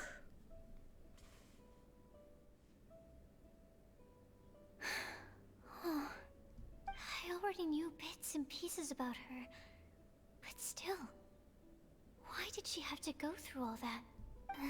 I'm sorry. We've only just met and I'm already dumping all of this on you. This is why I get so frustrated at myself. I'm always doing this. I get into a spiral of self-doubt, and then I end up having to find somewhere to vent it all out. That's perfectly fine. No, it's fine. I'm really glad that you're willing to tell me all this. People don't open up about their deepest feelings unless they really trust the other person. Don't you think? At least, I think it's kind of an honor. But can you really trust someone that you just met? And, I mean, you've probably noticed by now, but I don't have the best social skills either. I always just end up talking about the things I'm interested in, and going on, and on. And on. But even so, you still listen to me when I talk my head off about alchemy. It's a relief to listen to you talking about yourself for once. If you hadn't told me all of those things, I never would have guessed that you struggle so much. Honestly, I feel like we're very similar people. Really? Yeah. Everyone has their own problems to deal with. I certainly do. You know, that's totally a thing. Like, I'm trying to think of how to explain it. Because I do the same thing. Where it's like, I have so many thoughts and so much happening in my head. But you don't, like, to you, it's so obvious that you're not paying attention, that you're overthinking, and all of that. But to other people around you, they might not even know. You know, to people that really know you, yeah. But, like, to some people, they really might just not know. You know what I mean? So, like, you feel like it's so obvious when not necessarily that's the case, you know? All the feelings that you talked about just now, I totally get it. It takes so much more effort for us introverts to fit into a crowd. It's like a reality thing. Like, you're in your own reality. You just kind of, like, miss stuff, or you, like, don't, you think some stuff is so obvious when it's not always. So it's really good to be able to speak up about it, like, to people that you're comfortable with, because, again, those struggles aren't always obvious. When you were saying about how you try to think about what to say in advance, and you're constantly terrified of saying the wrong thing and making things awkward. I relate to that so much. Oh, and also that part about studying under a genius. In fact, before meeting you, I'd never met anyone who seemed so similar to myself. Oh, I'm not very good at giving words of comfort or anything, and I'm not gonna tell you to just get over it or stop worrying about it. How about we just sit here for a little while? We don't have to force a conversation if we can't think of anything. We can just sit here together. Oh, it's so Sucrose has pretty. stopped talking, but for some reason, this doesn't feel awkward at all. Maybe she's right, and we're more similar than I realized. In Sumeru, I always like to find a quiet place to just sit and watch the scenery, but it's always by myself. I never thought there'd be a day when I could do this with someone else by my side. Mondstadt's breeze is so gentle and soft. Hey, Kale. See that cloud over there? Doesn't it look like one of my test tubes? I don't think so. Sorry. All she thinks about is experimenting. Then maybe we're not quite on the same wavelength on everything. At least, not when it comes to looking at clouds in the sky. Thank you, Sucrose. I feel much better after talking to you. Yeah, it helps a lot, doesn't it? I also vent to my flasks sometimes. Oh god. The next time I get the chance, I have to show you my Tetratanic Sweetflower and my Tetratanic Windblume. Your tetra... what? 2 of my favorite things I've made. They're really cool. I think you might like them. Oh, okay. Yeah, you'll definitely have to show them to me sometime. I brought some crackers with me. You want one? There's cheese flavor or tomato flavor. Sure. I'll try the cheese one. Aw, look! They're enjoying the scenery together. Shall we go play with them? No, it's fine. Let them sit for a while. We're not what Kale needs right now. She needs a new friend. Someone different, who's never met her before. I don't get it. Is there a difference? Klee is so cute. There is. So precious. You'll understand once you're a little older, Klee. People can draw different kinds of strength from different kinds of friends. And right now, Kale needs someone that's just not the same old me.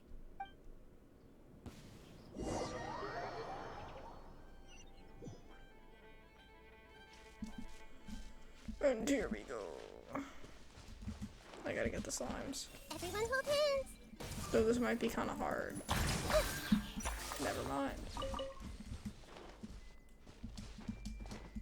Boing, boing.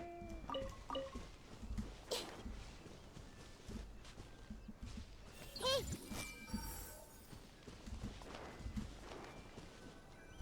We gotta farm for albedo soon. Star Snatch Cliff! We made it! Paimon hopes we find someone we need here. Help! Oh I no. beg you, please don't let go! Rosaria. Who's that yelling? Let's hurry and take a look. It's freaking Timaeus and Rosaria. Or some NPC. Timaeus? And we also have Rosaria and Mona? Mona. What kind of mishmash ensemble is this? I love Mona. Good question. What kind of a motley crew is this? It's been a while, traveler. How's it going? Happy Windblume. You two are looking pretty good. I trust you've been well. Yep, we're definitely faring a lot better than this poor guy on the ground. Hey, please don't rub salt in my wound. I really have been trying my best. Oh, you're one to talk. If this sister hadn't grabbed you in time, then you'd have been seriously hurt, if not dead. I know. I really am grateful, miss. I can't thank you enough. Don't mention it. Just lending a hand. Got nothing else to do. Quite literally. And had she not lent him a hand and pulled him up, he would have gone tumbling down the cliffside. What happened? Did Timaeus almost fall off the cliff? Well, so what actually happened was I came to Star Snatch Cliff today to pick some flowers and ran into Mona on the way. She took a look at her scry glass and advised me to turn back because it would be dangerous. But you still came up here anyway? He didn't care. Well, yes, I did. He didn't believe because there's Mona. something I just had to do. Fate. I mean, fate is called as such, for it can't be changed, nor can it be reversed. Oh, I hardly think giving flowers to your crush is worth throwing one's life away for. It can simply be accepted. But be accepted? It's rare to run into someone with a death wish in this area. I don't have a death wish. I just didn't think it would really come true. I mean, when Mona said it would be dangerous, I thought I'd be fine as long as I watched my step cautiously. I'm sorry, okay? I was wrong. I'm sorry, okay? I'm telling you, I'm just here chasing the love of my life. Love-struck Mondstadters is what the Windblume Festival's all about. This guy with the background, with the frickin' orange and pink clouds. Okay, that explains you. But why is Rosaria here? I was looking for a quiet place to escape the crowds. I wasn't planning on having to save a life along the way. So that's why the scry glass just showed danger instead of fatal danger. Very funny. Anyway, Traveler and Paimon, what brings the two of you to Star Snatch Cliff? Just trying our luck. We've got a lot of people we need to see today, so we've been all over the place. Actually, you're some of the people we were looking for. Huh? Huh, I see.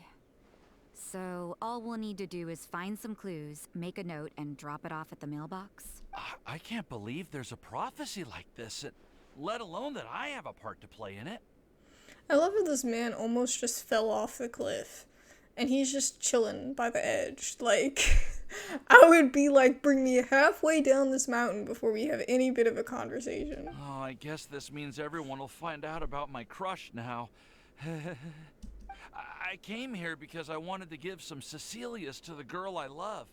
They'll really suit her. She's... No one asked. Please, do not subject us to your gushing about your girlfriend. Thank God. You saw right through me. You said you need clues, right? Well, in that case, Mona Magistus the astrologist will provide you with a personally handwritten letter. Just wait for it to show up in your... You can be on your way now. We won't keep you any longer. Sorry for cutting you off, Mona. Alright, then let's head back for now and meet up with everyone else. Bye for now, everyone.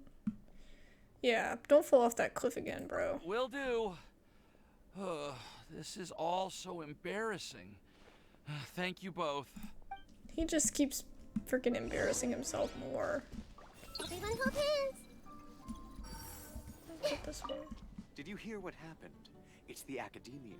The Academia? Ugh, what happened this time? It changed. Oh, the mailbox. We're back! Oh, but it looks like you two beat us. Welcome back. Did everything go well? Yep, we managed to find and talk to everybody. We got back a little early, so we took some time just now to put the mailbox together. We got really lucky today. The vendors were feeling super generous, so we didn't even need to pay for the materials. It's just a shame that Kale got a splinter. Don't worry about me. I'm used to working in the rainforest. I get splinters all the time. I've already taken care of it. We've already wrapped up everything on our to-do list for today. So, all we need to do now is wait for everyone's letters to arrive. Traveler, Paimon, why don't you get some rest while I keep an eye on the mailbox? You're definitely your master's student, Sucrose. As long as you or Albedo are around, Paimon can relax and know that everything's taken care of. Stop. You're embarrassing me. Wait. Actually, there's one thing that still needs taking care of. Paimon's starving. Hey, Traveler, you wanna get dinner? Alright, I guess I better go get Paimon some food. I'll go with Sucrose to return the leftover materials to the vendors. You two, go get a proper meal. We can't have anyone going hungry. Yeah, now would be a good time for a break. Once everything is ready, let's meet up here again and collate all the information we've gathered. Who are you? Sounds like a plan. Who is it? How dare you? Try to escape my freaking eyes.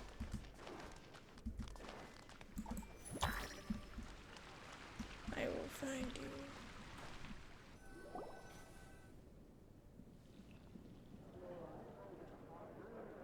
Paimon will have this one, and this one, ooh, and this one. Hey, Paimon's really hungry! And don't forget, Paimon's also ordering for you, too. It's not like Paimon's gonna eat everything by herself.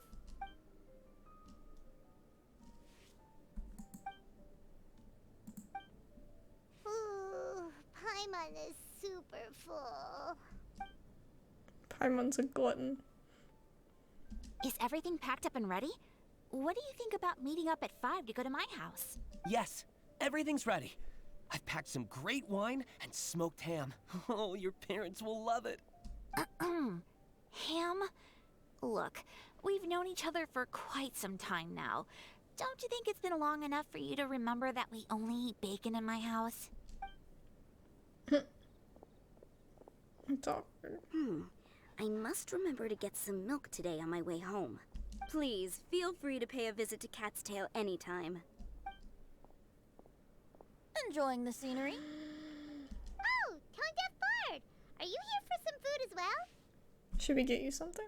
Oh, I can put something on your tab? Well, that's a pity. I already had a few drinks before coming here.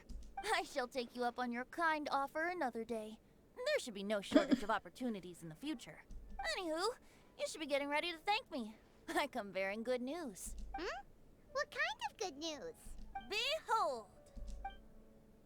It looks like a paper with a simple map and something like an incantation on it. What is it?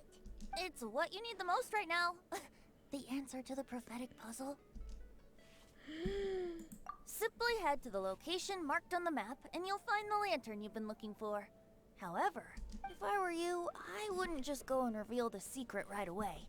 As you've seen, a lot of people have been laboring hard to uncover the answer. A secret is like a well-aged brew. The aroma from the bottle is sweetest when revealed in the company of friends. We understand. Then it's settled. I'll leave you to your business for now. Feel free to find me for a chat again once you're done working through the prophecy. Also, if you have some time, we could organize another fast-track love poem class. Oh, you're starting that up again? Oh, I God. sure am.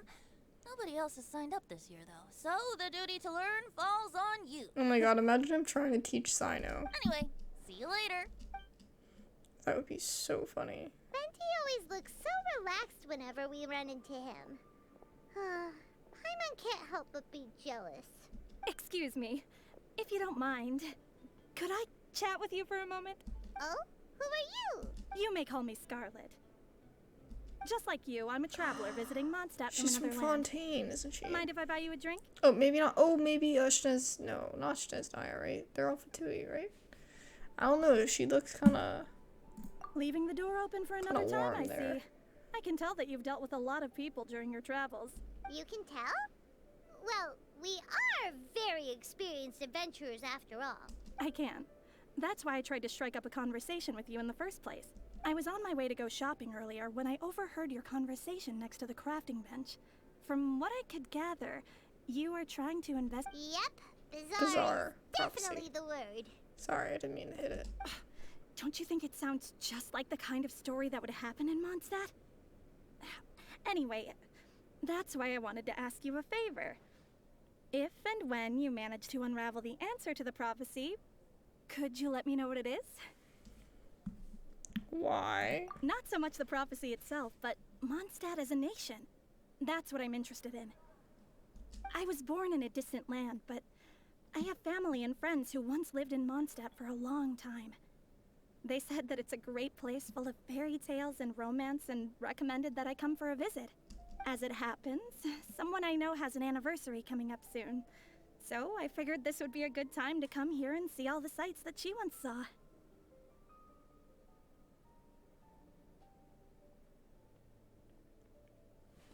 I'm not buying it. What do you think about Mondstadt so far?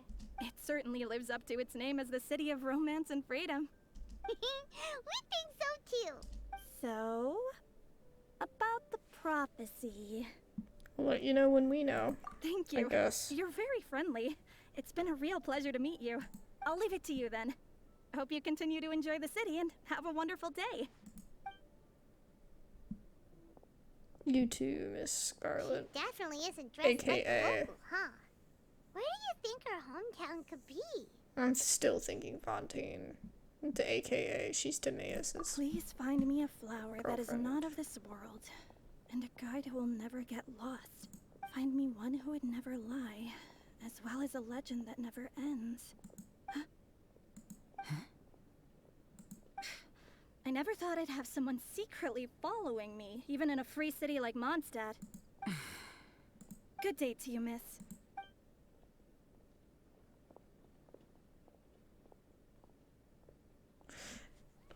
Rosario is just from Dragonspine, right?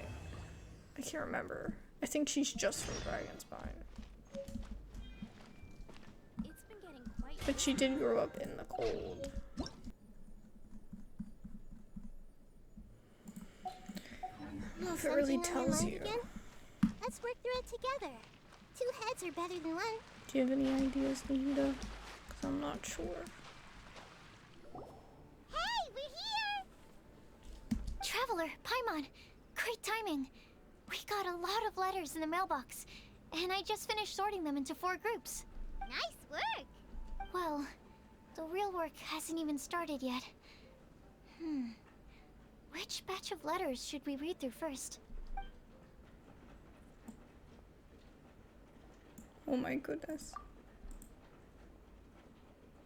Tonori, Albedo, Sucrose.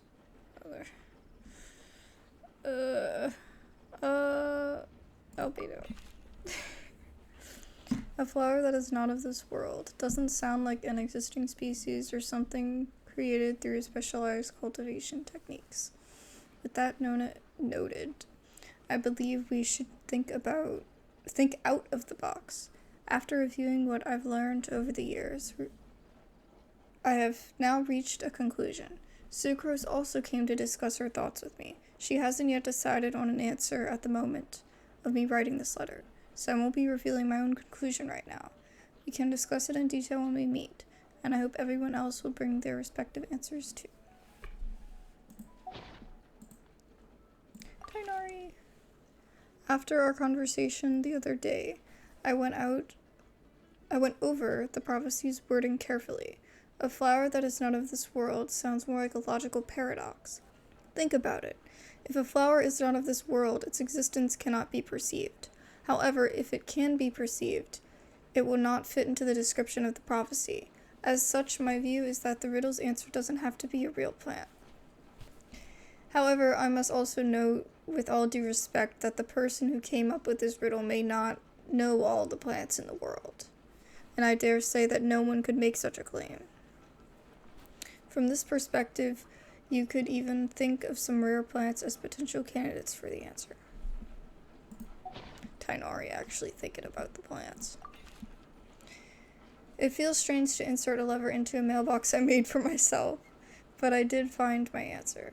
At first I thought that a flower created using alchemy would constitute one that is not of this world, according to the prophecy, but after giving it some more thought I realized that instead of creating an actual plant, the flower-shaped mechanism made of alchemical products might fit the description better, so I arrived at my conclusion, a clock in the shape of a flower. The long passage of life brushes past the timepiece, leaving fluttering petals in its wake. The elapsing years stir up the leaves, pushing the needle of time forward. Okay. Let me see something. Ah, there's more. So then he attached rare plant species. Right? Did I read all Albedo's? Yeah, he didn't have any. His was shorter. Okay, a guide who will never get lost. Mona, Bennett, Amber, Mika. Mona. No one can confidently say that they will never get lost, but as long as their wish to guide and help others does not waver, they will become a ship that can traverse the waves eternally. I did not perform any divination before writing this letter, but I have a feeling that I will witness the truth behind the prophecy together with you all. So if you need me, just call on me at my place. I'll be there. Mona. Okay, Bennett. I've been thinking about this for a long time. Before you came to me with this prophecy, it never crossed my mind that I could be a part of this. Well, as you all know, I'm probably the last person. Here he goes. Probably the last person you'd think of when it comes to guiding others. I still have a long way to go, and I'm still trying to figure out how to peacefully coexist with everyone in this world. Oh my god. Bennett accidentally, like, killing off people. But if you're asking me about who can be of help, my friend Fischl and her friend Mona, the astrologists, are both very knowledgeable and brave. I'd say they're probably the ones you're looking for. Wishing you all good luck. The letter freaking bursts into flames. That would be funny. Guide. Wait, who is this again? This is Amber, okay. Guide is too grand a title for me, but I'd love to be everyone's friend. You are literally the game's guide. I don't know what to tell you. It's something I think I'm good at, and I'm an attentive listener. So do let me know when you feel lost. To use analogy, I'm like a torch out in the wild that will help illuminate everyone's path so long as it continues to burn bright. Everything written below is not meant for Kale. Dear Kale, if you're reading this, please turn away. I've been worried about Kale lately. She's recovered from the illness, but she still doesn't look all that cheerful. It feels like she still has things she can't let go of. Allow me to write down my wish here. I hope that Kale can uncover the secret behind the prophecy and find her happiness. Whether she is and wherever she is and whoever she becomes. I'll always be her friend no matter what. We're not the savior and the saved, but simply a good friend. Okay, Mika. I hope this letter finds you all well. I did not expect to be asked such a question, which caused quite a headache at first. I only know how to guide people in the geological sense. But on the journey of life, I'm still a lost kid who needs guidance of others. Oh my god, I don't need your whole life story. But upon seeing your question, I immediately knew what I can help with. I tried drawing a map showing vegetation distribution for Mr. Tainari and Miss Kale, as well as a dragon-spotted calendar for Mr. Cyno. Both are attached below. In the next few days, I will need to patrol with the captain and draw maps for Miss Lisa, so I can only support you with my well wishes. My apologies, please forgive me. Oh, he offered, like, the maps and stuff. Cool. Okay. One who would never lie. I want to read all of these. Okay. So, Cyno. You are correct to assume that I seldom lie. This has to do with my upbringing, as desert dweller who has been living within the academia since my childhood. My unusual identity makes it hard for others to trust me, so it would have been harder still if I was not honest. As a result, I learned to talk less and speak no more than what is necessary. Uncovering the secret behind the prophecy may come with its perils. If you need someone who would never lie, I can join you. Cool. I must make one thing clear first. I am not someone who would never lie. I freaking knew it, man. She lies about everything. Upon hearing your question, I thought about many things in the past in earnest and recalled many occasions upon which I lied. I often make up excuses to avoid choir practice. Yeah, she freaking just doesn't go. The nicest lie I've ever come up with is the one I told Varka, that I didn't want to stay in Mondstadt. Varka responded with another lie, and that was his advice to me. Your current abilities are not suited to life beyond Mondstadt's borders. Damn, it's almost like she's, what's the word for it? It's almost like she's being kept in Mondstadt because she's like a threat. I can't be the answer to this question, but I suggest that you consider what never lying actually means. Does it mean to never deceive, or to never lie with ill intent? Yeah, that's what we were arguing about earlier. It's a pity that I'm not the one you're looking for, but I believe that someone who meets the requirements will turn up. Good luck. Razor. I asked my teacher to write this letter. It's much better than the ones I wrote. Many thanks. I don't lie. I trust you. Come to me when you need me. I will always be there for you. Oh my god, do you think Razor and Cyno are gonna meet up? Oh my god. That would be so exciting. I want that to happen so bad. Okay, legend that never ends. Lisa, Klee, Kale. Lisa. Legends were created by humans. In that sense, no legend endures forever, and all stories must end in regret someday. In regret? Really? I don't think they all must end in regret. I think they must end, but I don't know. But as long as a good story lives in people's hearts, it does in some way live on forever. Best of luck, little cuties. Oh my god, go away. Mom writes travel guides, but she did have friends who wrote fairy tales. So Clee's heard that a story its author spends their whole life writing will always be a good one. Nice job, Clee. We appreciate it. I think a legend that never ends should be a story filled with hopes and dreams. It works like a baton that's passed on from one person to the next, offering something meaningful to everyone that it touches.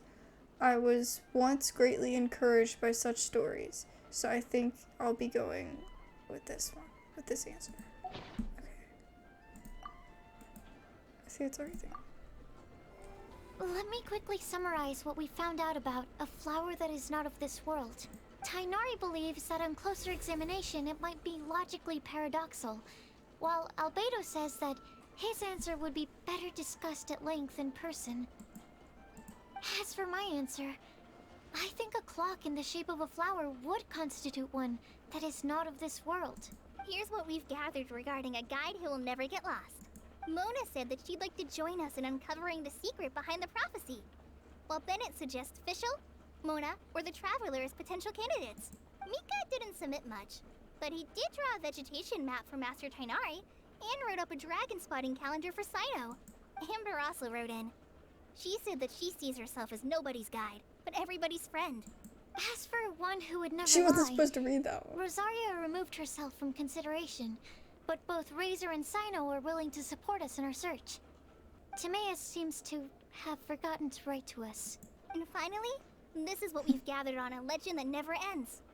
Klee said that her mom has a number of friends who like to write storybooks. Lisa believes that legends live forever in people's hearts. I think that for a legend to be never-ending, it has to be filled with hopes and dreams, and actively pass from one person to the next. So, what are the answers to the 4 riddles then? You're really smart, Paimon. I bet you can figure it all out in no time. Or, let's all share our thoughts on what we think the answers might be.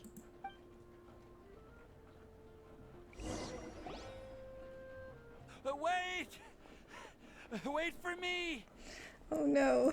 Oh, Timaeus! What brings you here? To submit the... I'm sorry, I really am. The time just got away from me and I didn't get around to writing that letter. However, I'm happy to announce that I think I can be the one who would never lie. Huh? This is kinda sudden. Not that we don't trust you, Timaeus, but, could you elaborate a little after you catch your breath? Of course, of course. Do you still remember the time I, collaborated with a certain Miss Ying-ar? Well, basically, she helped me out a lot with my research into potion making once, and, well, we've stayed in touch through letters ever since. Wait, so Ying-ar is the girl from Liyue that Sucrose mentioned earlier? We always assumed you were hard at work every time we saw you at the crafting bench. So you've just been writing letters to Ying-ar the whole time? Oh my god, this guy hasn't been doing any work. Oh no. No, I mean... Typical not all the monster time. though. I've done some work too. And anyway, our correspondence covers a lot of serious topics, like perfumes, potions, alchemy. Anyway, a few months ago, I made a vow to the heavens that I will be true to myself and never utter an insincere word until the day that I've managed to win Miss Ying-ar's heart. So, at Coach Cliff, you were picking Cecilia's as a gift for Ying-ar? Well, that's right. The Cecilia flower is said to represent a once wayward heart, transformed by the power of love. I couldn't think of a better flower to give than that. I know full well that Miss Ying-ar is far more knowledgeable than I in both the ways of the world and the ways of our craft, but I thought I should make the effort for once and put myself out there. Which brings me to the subject of the last few days and the Windblume Festival. I thought it was time for me to invite Miss Ying-ar to Mondstadt, but yesterday, Albedo told me that Sucrose has been working hard to help another girl achieve her dream. Huh? And when I went to take a look at our roster, I saw that she'd done my remaining work for me. I feel incredibly guilty. Aww. I've been spending all of my time in my own Yeah, fantasy well... world, while everyone else has been bending over backwards to help other people. How could I ever hope to be worthy of Miss Ying-ar's love if I'm so selfish? Oh no. Oh, Timaeus. And that's why I've decided to join you. But everybody's gonna come with us. It's a field trip. Yeah. Haven't you been planning this for over a month now? You said you were gonna invite her to Mondstadt. Well, yes. I did mention in my letters that I'd like her to visit, which is why I just sent her another gift with my hand-picked Windblooms, along with a handwritten letter. I explained that a matter of great importance has presented itself, to which I must devote my full attention for the time being.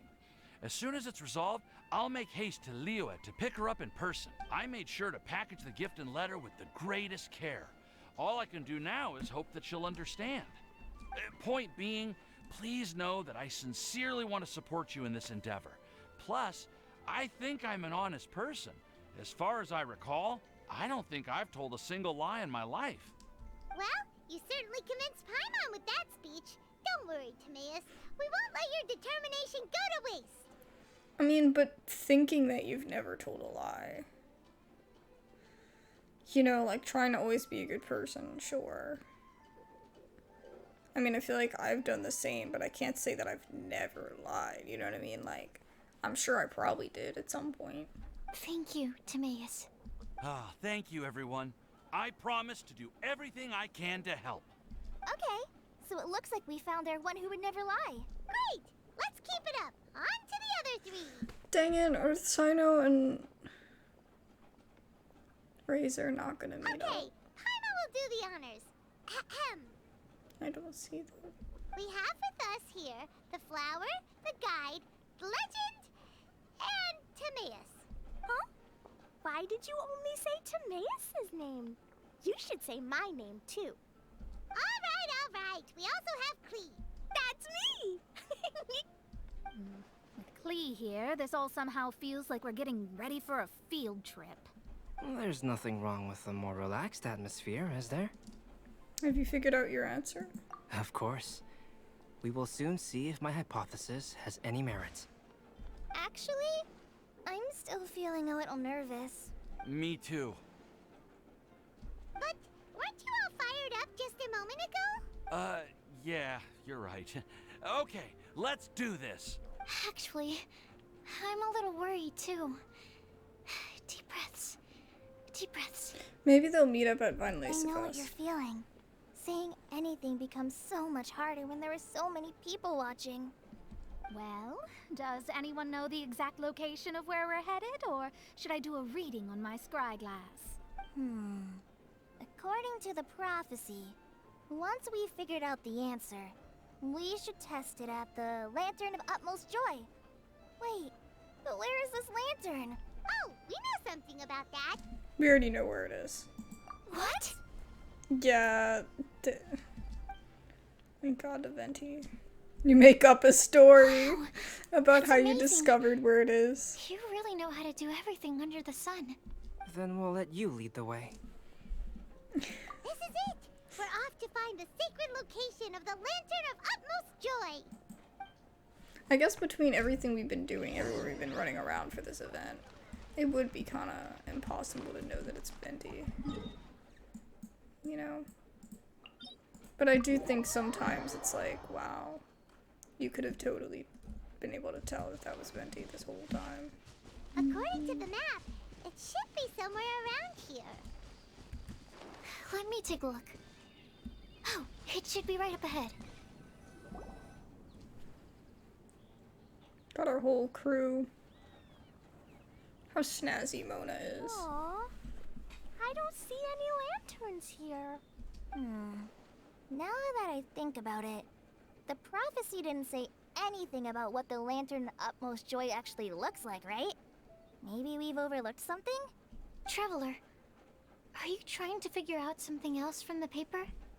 Trying. Well, I'm actually holding something. Venti's note says here says we should look up and seek the answer from the sky. Hyman's reading too. Huh? It says to look up. But there's nothing above us. The wind didn't trick us, did it? I don't think Venti would trick you that much. Oh, we have to recite an incantation. Place Mona, the you do it. squirrel on the back of the pointy-eared cat, and a pious puppy will open the doors to show you the way. Huh. Paimon read the whole thing out loud, but nothing's happening. Look! The wind is blowing! What a strong wind current. Let's write it up and see where it leads us. Why is there just like a section floating in the air? Huh? We'll have to fly up there? Can someone carry me with them? Here. He's not used to all this adventuring stuff. Albedo's like, sure. This is the first time I've ever flown like this! It's awkward. I could imagine it would be kind of scary.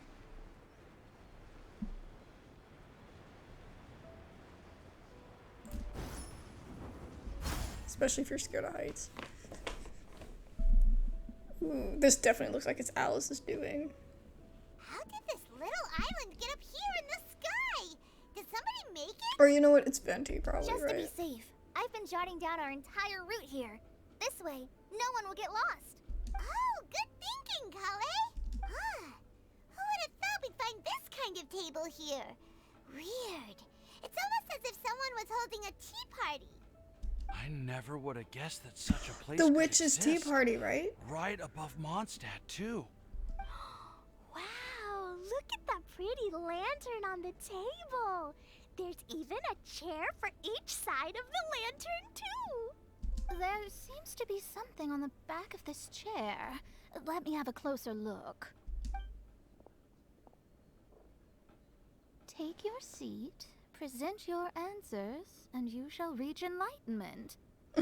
Imagine if it was that easy. Well, as far as instructions go, I guess that's simple enough. So we just need to do as it says, right? Wait a second. Huh? What is it, Albedo? We'd better make sure this place is safe before taking our seats. Everyone, please stay clear for a moment. Well, all our questions and doubts aside, the scenery here is pretty amazing.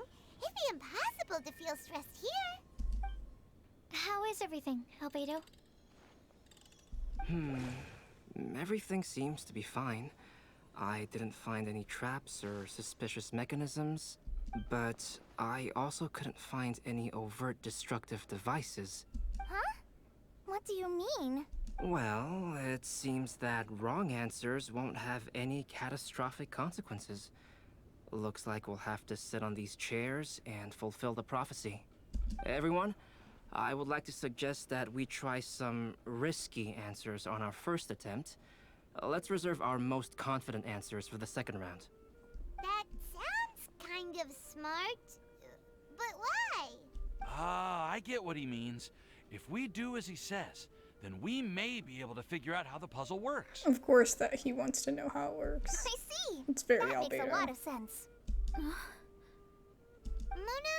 is there something wrong? You're not looking too good. She knows. Oh, are you hungry? I brought some snacks. Thank you for offering, Clee, but that's not quite it. While Albedo was checking just now, I gave my scryglass a spin hoping to find some information. But there's a strange aura to this place. It's almost as if someone has been staring at me as soon as we stepped foot in here. But if nothing here has actually been physically tampered with, then no. Could that person be? What do you mean, She Mona? knows.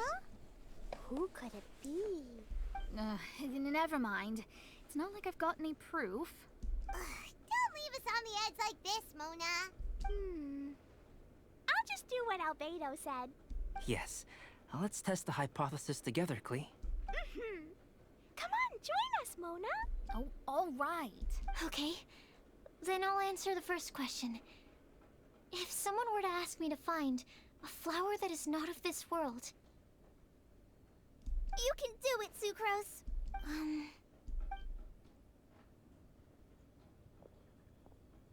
Then I would fetch a tetratanic sweet flower.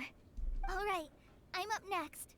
My part of the prophecy is to find a guide who will never get lost. Kale, I hope you found your answer. My answer is that I will be that guide. For a long time, I have been guided by others. It's taken me a while, but I finally made it to where I am today. Although I still haven't made a name for myself, and I'm still quite immature, I would still like to put my name forward. Because I would like to become a guide that can help others.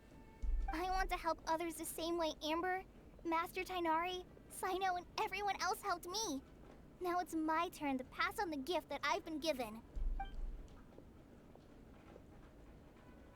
All right. It's up to me to answer the third part. I'll submit myself as one who would never lie. Although I've never really had any other virtues or talents, I'm confident that I've always been an honest person. I'd like to thank everyone, too, for giving me this opportunity to validate myself. And last but not least, I will answer the final part of the prophecy. There's no tale more befitting the title of a legend that never ends than our fates as human beings. Here she goes. Wait, the lantern just lit up! Fate is called as such, for it cannot be changed, nor can it be reversed. It can only but be accepted. Whoa! All four sides of the lantern are glowing! Did I say that already for this recording? I don't even know. Huh? But... We all submit a batch of test answers. I guess it just means Could that... I ask you to stand up for a second? Oh! Is it just everybody sitting? Yeah. So each time you sit, it lights up. Huh? What's going on? Why is it lighting up regardless of who's sitting in the chair? Didn't it say we have to answer all the questions correctly? It's pretty clear now, isn't it? We've just proven that there is no right answer for this prophecy. No right answer? But how could that be? Although the instructions had come from an old and enigmatic prophecy, it is in fact nothing like the ancient mechanism that we had all imagined it to be. I believe the lantern only serves as a simple signal. And to think, I never expected you to actually find this place. What? There's someone else here? It's the chick, right? We meet again, traveler. Hey! You're that Outlander we met the other day at Good Hunter! It's all thanks to you that I was able to find this place. Good thing that you were too preoccupied with the prophecy to notice someone tailing you from the shadows. Oh, is that so? Then, why do I spy yet another person following in your shadow? Wait, really? There's no need for pleasantries. You should know I'm here for you. Is it just because I'm a visitor from abroad? I was there when you snuck your way into Marjorie's place. Huh. So you had your eyes on me even then, huh? That was 2 whole weeks ago, you know. It's hard not to notice you when I'm on duty every day. All right. In that case, I'll admit it. I was the person who slipped this prophecy into the storybook. Huh? But why? Then, does that mean this wasn't a real prophecy after all? Don't worry. Even though you probably have plenty of reservations about me, you can be sure that the prophecy is genuine. In fact, many of you here today may have heard the code name of the one who left the prophecy to me. She hailed from an ancient assembly of powerful women, each of whom used a single letter to signify themselves. Who would have guessed? It seems that power was indeed left behind by the old hag after all. Ah, so you're B's student. It's an honor to meet you. I am Scarlet, the successor of Jay. Well, what are you talking about? The witches, right? It's a long story, but I'm not quite sure that I'm the best. Since you've all spent so much time and energy trying to decipher this prophecy, you must also be very interested in the secret behind this lantern, no? The lantern has already been lit. Now then, please allow me to disturb your happy peace. Huh.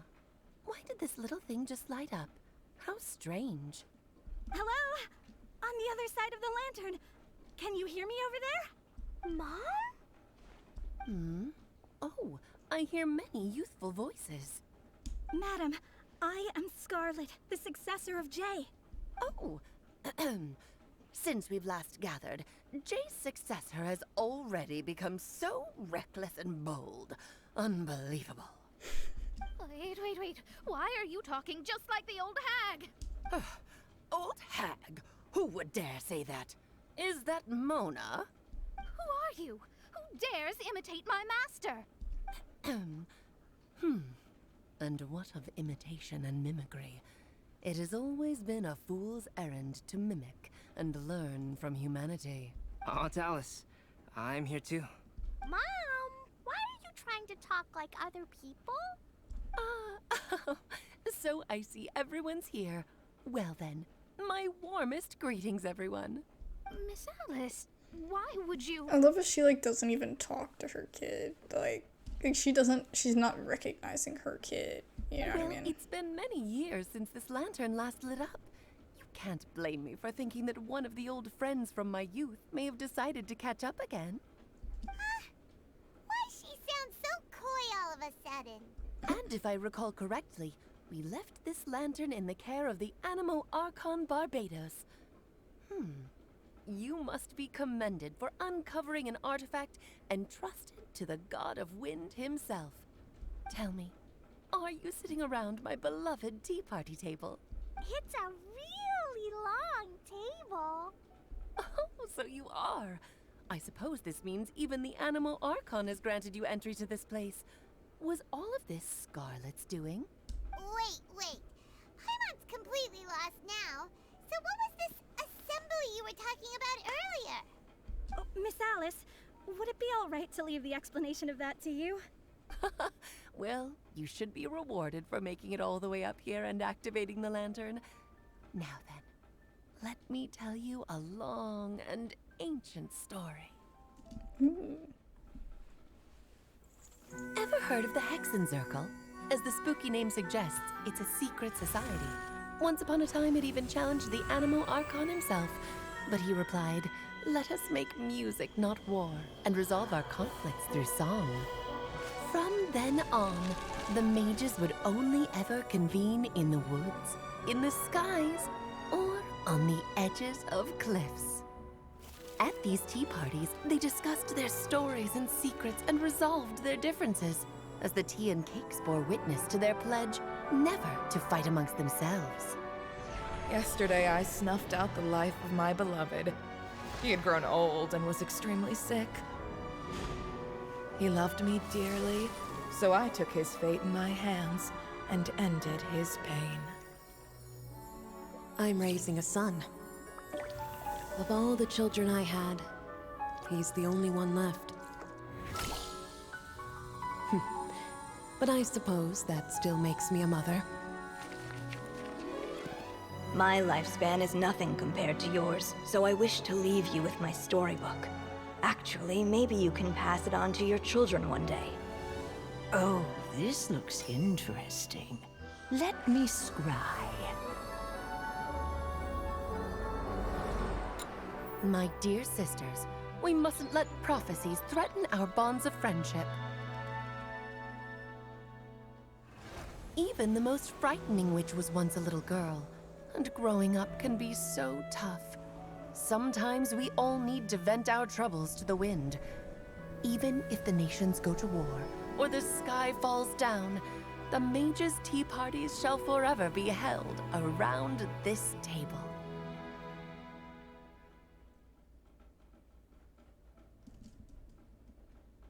Ah, so this is where the legendary mages held their meetings. That's right. We often met here to chat and have tea. Then, what about the part saying that if we light the lantern of utmost joy, we'd receive a supreme blessing? About that. I never expected anyone other than Jay to actually read the full contents of that prophecy. It's a little embarrassing. The truth is, that prophecy was actually just a letter that we sent to Jay as a group the day before her wedding. So it was indeed written by all of you. I must thank you for resisting the urge to immediately reveal the truth to everybody, Albedo. Knowing you, you probably figured out everything the moment you laid eyes on the message. Yeah, he did. No, it took me a little longer than that. A flower that is not of this modest. world, a guide who will never get lost, one who would never lie, and a legend that never ends. These 4 descriptions signify 4 individual mages. When a member of the organization had to leave the group to spend the rest of her days with her beloved, the other mages would write down this prophecy and send it to her to invite her for a final get-together. A flower that is not of this world signifies, of course, flowers that do not naturally exist in this world. This is the signature of our full name, Rhindaughter, also known as Gold. If there's anyone in this world who could create a flower species that does not yet exist, it would be her. The guide who will never get lost is N, otherwise known as Nicole. You may not have encountered her yet, but she is a truly extraordinary woman who has made this world's direction and order her subject of study. Some of you may be fortunate enough to have already heard her voice. Like a prophetess, she will only speak to guide people toward the truth when a change has occurred in the world. She has a tendency to suddenly speak in someone's mind without any warning. If one day you would be unfortunate enough Probably to so. run into a truly dangerous situation, she may use her voice to guide the way forward for you. What makes you think you can trust her? Like, I don't know, some random person. Who would have guessed that there are so many mysterious women in this world and that they would all know each other? The one who would never lie is me. I hope no one would take offense. It's just that I, Alice, or A for short, have always had a soft spot for those with sincerity and candor. Would she never lie, though? As I for don't a trust her. legend that never ends, you may not know M in person, but you've likely encountered one of her works. Have any of you ever read The Boar Princess? Huh? I'm pretty sure every child in Mondstadt has read that book. It's also one of my favorite stories. M was an exceptional human writer who used her prose to teach me the meaning of grief. Don't you think such a person would deserve a seat at the mage's table? Paimon's getting more and more lost. It may sound hard to believe, but I can attest to everything that Alice has said. Jay was also a mortal who aged and passed on, leaving her title to her students and followers. Alice, you've never acknowledged any of Jay's successors. It's now been centuries since the first of us took on her mantle. I've always wanted to meet you. Do you also want to become a mage? Title aside, I think I'm more interested in the meaning and purpose of the Hexen Circle. I used to think that the Hexen Circle was a group of women who could control the very fate of this world. But now, I've seen for myself that besides Jay, many other ordinary people were also among you. Do you think less of us now? Ordinary people, but they're capable of extraordinary stuff. No, not at all. My interest has been piqued, and I'm now even more drawn towards the idea of becoming a mage. You're right. I've never acknowledged any of Jay's successors, but you are different. You are much more fascinating than any of your predecessors. Oh, has someone finally piqued Aunt Alice's interest? Now is not a good time, Scarlet, but as soon as I am able, I will seek you out for a meeting. I want you to tell me all about Jay's married life back in her hometown. So the mage who received the prophecy letter from all of you was Jay? She left the Hexen Circle after getting married? Precisely. There was only one way the letter could have been interpreted. She would have known what we meant as soon as she saw the message. We were just asking one thing of her. Please come to see us again. Before you go and settle forever with your happiness, please come share some of it with your best friends and sisters. So, the Supreme Blessing actually meant... All journeys are fleeting and will eventually come to an end. What will give us the most fulfillment and happiness in the end are those who will greet us at our journey's destination. Dear child, I believe you can also understand what I am talking about. We women will always have many troubles and encounter pains and frustrations that will keep us up at night. But no matter how hard things may become, we will cross mountains and oceans to see our best friends again, regardless of how many years have passed or how far the distance may be.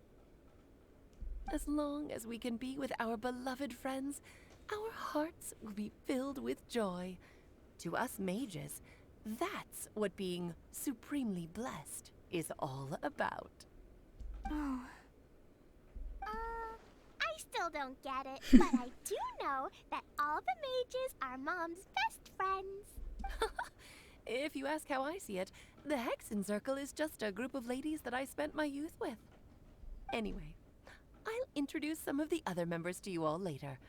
I still have a few things to attend to, so Rosaria's this like, will have to do bye. for today. Bye, Mom. Todoko says bye, too. Goodbye, darling, and farewell to all of our other friends as well. I'm sure we'll see each other again. Oh, now that I think of it, isn't it getting close to that time of year? Yes, it's Windblume again, Alice. It's also a special anniversary date. I'm sure you still remember. Yes, I do remember now. It was on this day many, many years ago that Jay tied the knot. Ah, just in time for the Festival of Love and Freedom. Everyone, please enjoy this year's Windblume Festival to the fullest.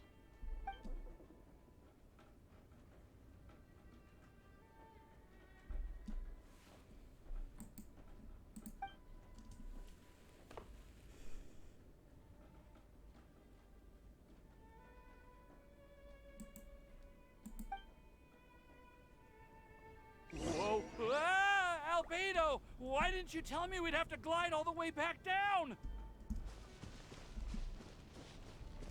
That's terrifying. To anyone that doesn't like heights. Oh. Are you okay, Timaeus? Maybe you'd feel better if you just, let it out. I'm fine, I'm fine. I'm just, a little glider sick, that's all. I would feel that way too, probably. You may want to look into getting your own gliding license when you have the time. It might prove helpful to you. Okay. Sure thing. It sounds like you've still got something on your mind. Why don't you tell us? We're all happy to listen. It's nothing, really. It's just, well, Alice's story was really interesting and romantic. I won't argue about that. But still, the whole thing wasn't quite what I was hoping for. Of course, I didn't actually expect the Supreme Blessing to be real, but... Don't say that. A guy can dream. None of this was your fault, Timaeus. Honestly, it's more on me for having agreed to be the Windblume Festival Special Ambassador. Had I not asked for everyone's help... If anything, it should be my fault for finding that prophecy. Why are people trying to take blame for something that was good? Oh, no. I didn't mean to blame the two of you either. I just feel like this whole adventure didn't really end on a high note, and we also didn't really get anything out of it. But I'd say we still learned something new. Well, that aside, Timaeus, you still need to go to Liyue to apologize to Yingar, right? Do you want Kale and I to accompany you? Oh, Miss Yingar. I mean, I just really don't want her to get mad at me.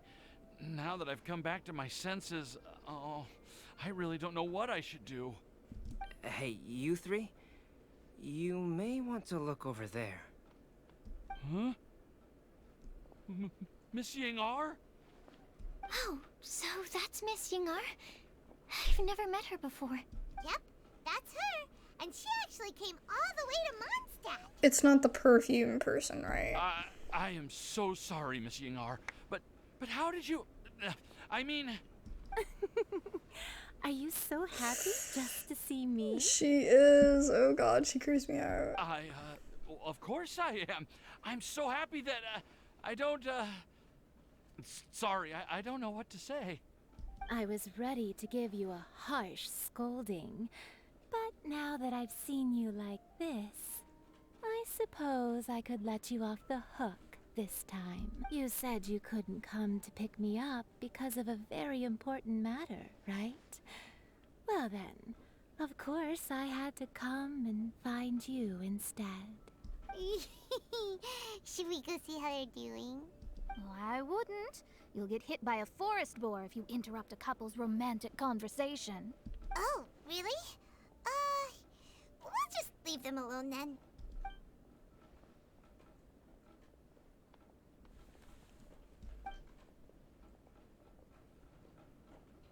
I am so glad to see Timaeus find his happiness. Imagine having to watch Klee all the time and being as chill as Albedo is. I have to say, I'm even more envious of you, Sucrose. You can be happy just to see others happy, and you gave me so much help without any expectations in return. Even though you said that we're very much alike, I still feel like you have a much bigger heart than I do. But if you say that, then I'd say I'm also nowhere near as brave or tenacious as you. I guess we have the same amount of positive qualities. They're just spread over different parts of our personalities. I've never visited Sumeru, or made many friends from outside of Mondstadt. I'm happy just to have met and become your friend. Maybe I'll get shy and flustered when I meet other people I don't know in the future. But that's okay too. Since we are so alike, you probably get what I'm trying to say. You just need to believe that all of your issues aren't really issues at all. But isn't it too late now for me to learn to accept myself? Well...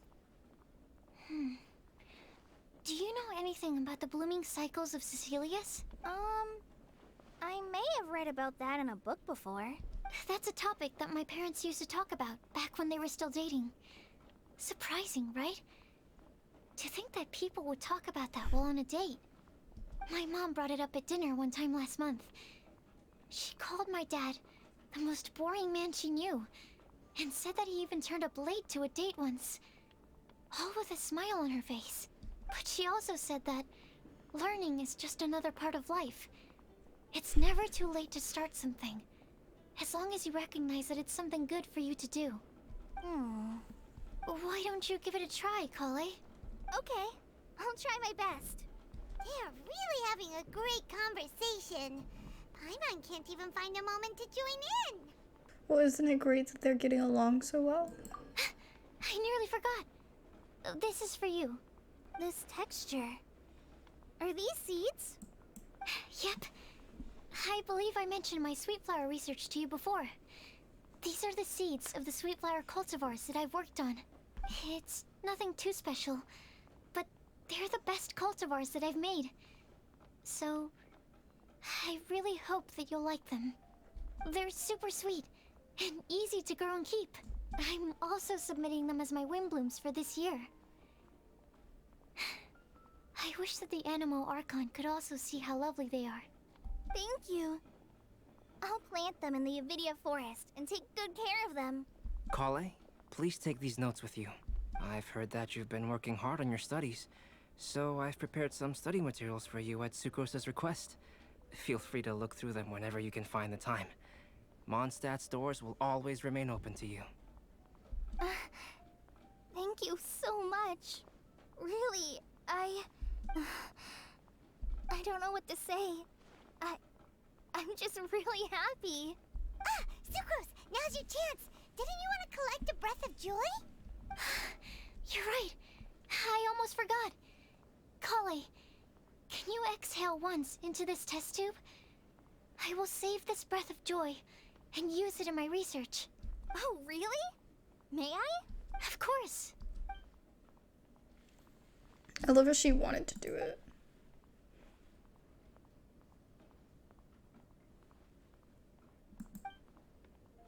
Huh? What was that? Someone stole the breath. It was like a little cloud of happiness, but now it flew away. Well, luckily, there's still some breath left in the test tube. I'll seal it up for now. I'll keep working on it Venti and let took you it know with as him. soon as I have any breakthroughs in my research. Yeah, you can write to me. I'll be sure to respond as soon as I receive your letter. Oh, it looks like you found a new pen pal. Master Tainari! Cyno! If your friendship was forged in a test tube, does that make you test friends forever? Oh my god. That's it. I think you've ruined Sumeru's reputation in Mondstadt beyond all hope of repair. He's just trying to have a good time. All that matters is that I've enjoyed Mondstadt immensely. Yes, I know. The dragon here possesses a majestic form. The dragon is awesome also. Oh, that reminds me. Traveler, this card back is for you. Yes, yes, yes. Cyno wanted you to have one for yourself. If I had to guess, I'd say he probably wants you to use it if you challenge him to a duel. I'm a master of the game. Do you dare challenge me? Can you believe this guy? Huh. Let's knock him off his high horse. It's time to duel. Wait! I've got something to give you too. Huh? Kale has a gift for us? Yeah! I figured I should follow local Mondstadt customs and prepared a few small things themed after the Windblume festival. I made these bookmarks from Sumeru roses at the hotel. I want to give them to Amber, Master Tainari, and Cyno. During Windblume, Mondstadters offer flowers to the people most important to them. You three are family to me. But Tainari said that we're not anything like an academic family. He wouldn't write joint papers with us. Wow. Well, in this case, we can consider ourselves as regular siblings. And that should be just fine. Wow, Tainari's like, you're not good enough for me. I agree. Oh, and here are some Padisara seeds as well. These are for the Traveler, Paimon, and everyone else from Mondstadt. Whoa, are these really for us? We appreciate it. So, are these your chosen Windblooms? One of them. Both Padisaras and Sumeru roses are my Windblooms. Although they're not native to Mondstadt, they are the flowers that can best express my feelings. I want to give them to the people I feel thankful for. To those who I wish to accompany as we greet more seasons and future Windblooms together. The real blessing in life is when you are surrounded by people who you'd miss day and night, and who you'd want to see even if that meant crossing mountains and oceans to do so. I'm so happy to hear you say that. Sucrose, do you see that cloud over there? Huh? Doesn't it look just like your test tube?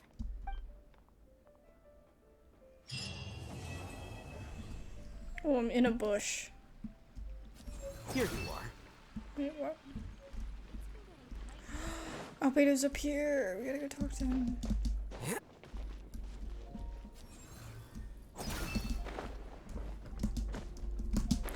No! I'm gonna try that again. Here we go. You like the card back from Cyno, right? I must admit, I also spent a good amount of effort coming up with a design. His request was quite interesting. He wanted a dragon, a cool pose, and a design that would stand out and awe his opponents. Although the commission was for himself, he wanted the back to be flashy enough to draw the attention of the opposing player. Perhaps there's something that can be said about how, when it comes to Genius Invocation TCG, friendship is more important than competition. He also said that such an impressive card back should be shared with friends. Since he gave it to you, this must mean he considers you to be a close friend. Oh, and speaking of, to repay my efforts, he also gifted me the card back as well. Maybe I'll also give the game a try. Yes. We need some more Geo characters in the game. Am I dreaming? Miss Ying-ar, you really came all the way to Mondstadt to see me? Why were you willing to make the trip? I still can't believe it.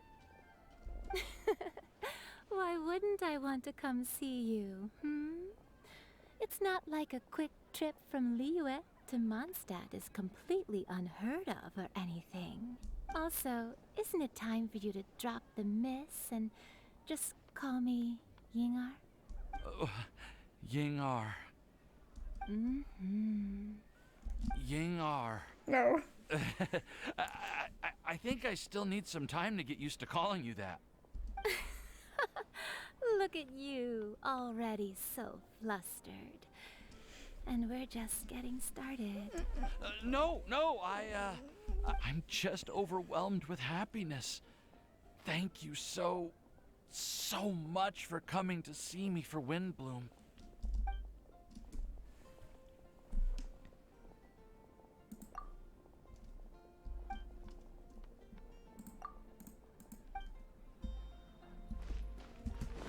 Yeah, his research. You're right. I want to see if Venti's over here. He is! Well, what do you think? I trust you've enjoyed this year's Windblume Festival. I'm happy to see you find the time amidst your busy adventures to return to Mondstadt and celebrate the winds of freedom with us. And if you have a moment now, would you care to hear a new love poem I wrote this year? Allow me to recite it for you. This world has never seen such vibrant color. It bestows upon everyone a brilliant hue, a shade more ethereal than white, yet more radiant still than gold. It eases into your eyes and restores to light a solitary soul. Maybe a bit too somber. Maybe I should write another one on sweet flowers instead. Yeah, it's kind of dark, Vendi. Alrighty. Well, I think that's it for Windblume. Sorry about the yawn. This is like my, I'm sure you can tell, my third recording. Because I couldn't record it all at once. And I'm finally pushing this one through so that way I can get the video up because I'm behind on uploads. But anyway, still exciting all the same. You know I love Genshin. I'm looking forward to doing some more things this week. I have a lot of recording that I need to get through. And just, you know, just want to relax and play some games, so we'll see how it goes. Anyways, you guys have a good day. See you later.